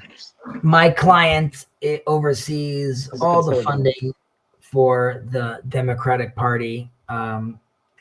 Hardcore Kamala Harris. I have plenty of discussions with them. Private discussions, obviously, as my clients, but yeah, we jive. Are you disappointed in the American Jewish community for its political loyalties? Yeah, that's because like I don't like. It's not that I don't appreciate the diaspora Jewry. I just think that's like that's an exile mentality. Like it's nothing like the story's happening over here. History is being written over here. Come play in the major leagues. I agree with that, but it's also just like, I mean, I agree that's part of it, but it's even worse than that, because it's like if Ben Shapiro is a diaspora Jew, but he takes Torah seriously, but many non-Orthodox Jews in the diaspora take left-wing politics as their new Torah. So this is all part of like I try to look at this as like we're almost there, right? The fact that they are trying to champion quote unquote liberal values, not understanding that they or even look at the social justice warriors, right? Like you're almost there. It's amazing that we're in a place where like what you see how privileged we are to have the kind of protests that we have on campuses. Yes, it's a mind virus. Yes, it's very problematic, but thank God we're in a place where these students feel the zeal and passion to argue for human rights and care so much. I feel like they're almost there. They just need to be reoriented a little and change a little. But like I look at this as all signs of redemption. It's the audacity of this generation, which is like it's called in Hebrew. There's a term called azut shebekdusha, like the holy audacity. So right now, I think it's still as audacity, but like I see the seedlings of holiness in it as well, and it just needs to be challenged, channeled properly, and hopefully we're at a new dawn. I mean, we can conceptualize it like that, Hezi, but it's like clear that like if somebody is not actively right wing in the American context, there's something seriously wrong with their psychology. I wouldn't even go that far. I feel like because it's hard. Again, they are reading the map wrong. Their psychology could be acting properly. It's just what are they exposed to? Again, you have to assume where you are. You are living in this make believe world where you are talking on the TLC, which is controlling for a very specific kind of person, temperament, thinking, and you as a 17-year-old boy, right, which is wise beyond his wise is a strong term, who is extremely intelligent. And I'm not saying that you're not wise. I'm just like I'm saying Yeah. here's how that information is integrated. Either way, most of the population is not thinking about this at all or can't process it the way you're processing It's it. not thinking about what. I'm sorry? It's not thinking about what. Cannot process the political map, and that's only one disc that is spinning, right? Political, economical, religious, then just outside your specific culture. So there's so many things that are spinning, and then you have Netflix. You know what I mean? Like my son can't even handle Netflix. The decisions are too great. Like I don't even know what that does to a child. Like there's so much plenty that it's almost like overwhelming, right? So then to ask people to like, it's not that they're psychologically impaired. It's that the psychological tools they have to use on the complex map in front of them is just not sufficient. And the standard was much lower then. Like while human nature in a certain way, like the cowboy had a much simpler map to deal with, and even though his tools were limited, the map itself was a little less complicated. I don't know what that has to do with like right wing being. You said if you're not right wing in America, there's something psychologically wrong with you. And what I'm saying is you could be left wing. There's nothing psychologically wrong with you. You're just looking at reality incorrectly. That's not because psychologically you're looking correctly. It's because the facade of reality, or the thin layer of reality that is being exposed to you through legacy media, your neighbors, the social media that you take on, and the narratives that we tell ourselves is too powerful and too cloudy that even if you're psychologically normal, if you're reading the current map you're looking at, you're going to get to the same conclusions, right? If you're being told that he's Hitler, then yeah, I guess I shouldn't vote for him. But if you're living in a reality where it's okay to say that he's Hitler, then there's nothing psychologically wrong with you. Just like the message. By him, you mean Trump? Yeah, Trump was being said that he's like Hitler, right? Like you could be like, dude, guys, they tried to assassinate him twice. But if the media manages to take that out of the news cycle, like an assassination attempt out of the news cycle within 2 weeks, how can I expect someone to be upset about that? Because like it's no longer in their subconscious, or it's definitely not their conscious does not think about it. Maybe it's not even in their subconscious because it too quickly something new happened, and multiple layers of something new. The news is not talking about it. Beyonce slipped. I don't know what. Like someone, like some Hollywood person broke up. So like that's already like 4 levels of other news. Like I can't even think about the prime minister, the president being shot.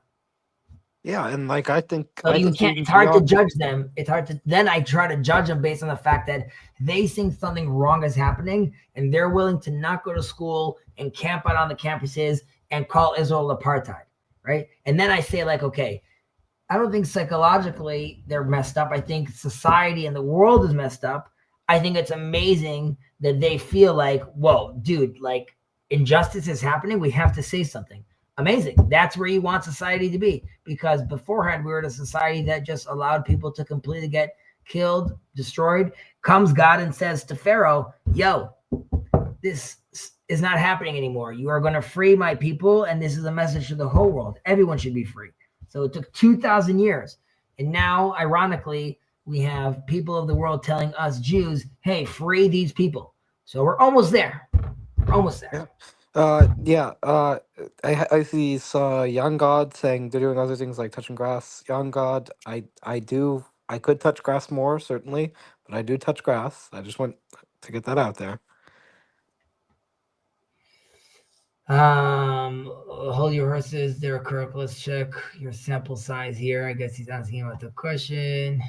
I'm just TLC loves it. They're doing other stuff, Kirk, like touching grass. Don't worry. Rex, other thing. Yeah. Okay, this is an example I could use. Psychological tools they don't use. It's possible you also don't use your psychological skills. Psychological tool, as I'm saying psychological tools just because in Hebrew it's psychologia and the P is pronounced, but yes, it's of course psychological tools.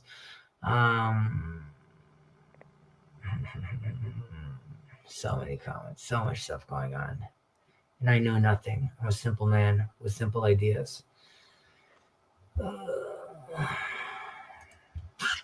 William Branch, there's so much dyslexia. I was trying to explain to him that fractal kept saying practical. It was unreal. I totally got blackpilled. he's talking about Mark Lefebvre.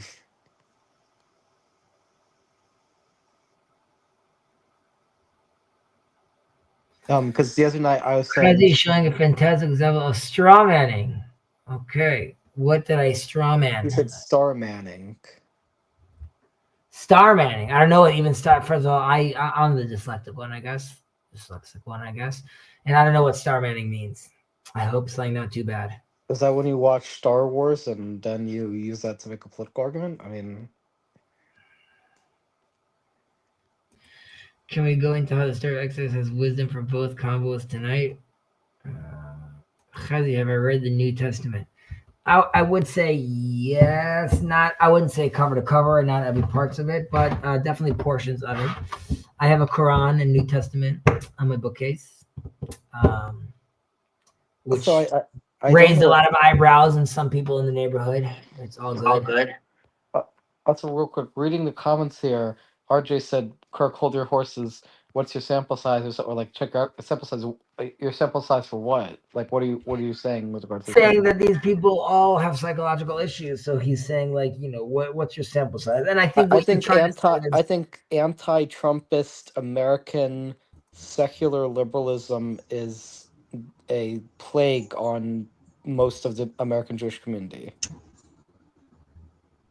Anti-Trump, anti-Netanyahu, secular liberalism, pro-abortion, pro-mass immigration, that is a plague on the American Jewish mindset. Perhaps. Hello, sir. How are you? Hi, I'm good. I don't know if my microphone works. Can you hear me? Your microphone works. I want you to take no offense to the fact that, like, I do got a boogie in a minute. However, thank you for joining. I hope you've been having a fantastic day, and please share with us your thoughts, sir. My thoughts on what exactly? I don't know. You're joining in, so I thought you have something to share. Well, about why it's so great to be right wing. How about that? Yeah. I mean, the last thing I was hearing before I was messing around with StreamYard is people should touch grass, and people are psychologically unwell if they're left wing. I guess my thoughts are I should probably touch grass more, and I am psychologically unwell. You're on my steering wheel, that's why I'm flipping around and stuff. I feel like I lean conservative, but I am probably psychologically messed up from my own doing. I also am in like the mountains, so I might not have great connection. But I would say being in the mountains probably gives you a leg up on many people psychologically in a certain sense, because you're touching a lot of grass, I would assume, in the mountains. But if you don't mind me asking, and first of all, thank you for sharing even what you've just shared, little you've shared. Is this your first interaction with like the TLC? Your first jumping on stream? Is this Revy Brim? No. You know, it's funny. I'm a longtime lurker, and I visited the Pacific Northwestuary, because I'm in I'm in BC in Canada, so I'm a longtime viewer. I don't interact too much because I am not as knowledgeable as I'd like to be about anything. I love absorbing the conversations mostly, and sort of experiencing it from a third person point of view. But I see. I was just compelled to come on because I like you, Cassie, and I have never talked to you, so. Oh, well, I appreciate that. Thank you. And you seem fantastic as well from the little I see of you. And that's a great beard you have on as well. So, it counts for something. I would just suggest, and obviously you should do what you feel comfortable with, but there's a concept in Judaism called mitoch shelo lishma ba lishma. So basically, sometimes when you do an action not for its end goal purpose, ultimately participating in that action will lead to the meaningful purpose manifesting or coming into fruition. And so if you wish you could participate more but feel like you're not knowledgeable enough, sometimes conversations like these will either showcase to yourself that there's more than meets the eye. We have a tremendous amount of potential in all of us, and you may be more knowledgeable than you know. And sometimes that knowledge or wisdom could be articulated potentially not in Vervaekian terms, but in layman terms, but nevertheless be as effective or more effective for many, because it might resonate to a lot of people and what you share might be valuable. Second of all, even if you truly, let's say, feel and are less knowledgeable, I believe, like riding the bike, participating in it will be a good exercise for being more knowledgeable. And you could say like, yeah, but I still want to do my time on the back screen. And that's not necessarily telling you like, no, now commit to every live stream. But we only gain from different perspectives. That's not to say that they shouldn't be articulated properly and honestly and respectfully, but come play. Don't be scared, buddy. Yeah, I understand. That makes sense to me. I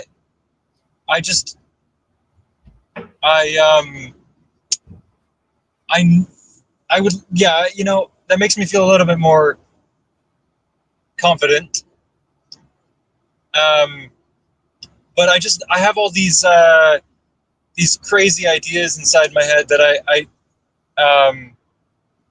I'm afraid I'll offend some people. Like, I don't know. I have. I was raised Ukrainian Catholic. I deconstructed, and during that period of time, I learned a lot of, red pill, like black pill stuff. I'm like, I'm trying to like get out of the black pill stuff. So, I'm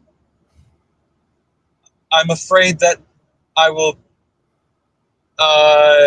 be a negative voice, but I do.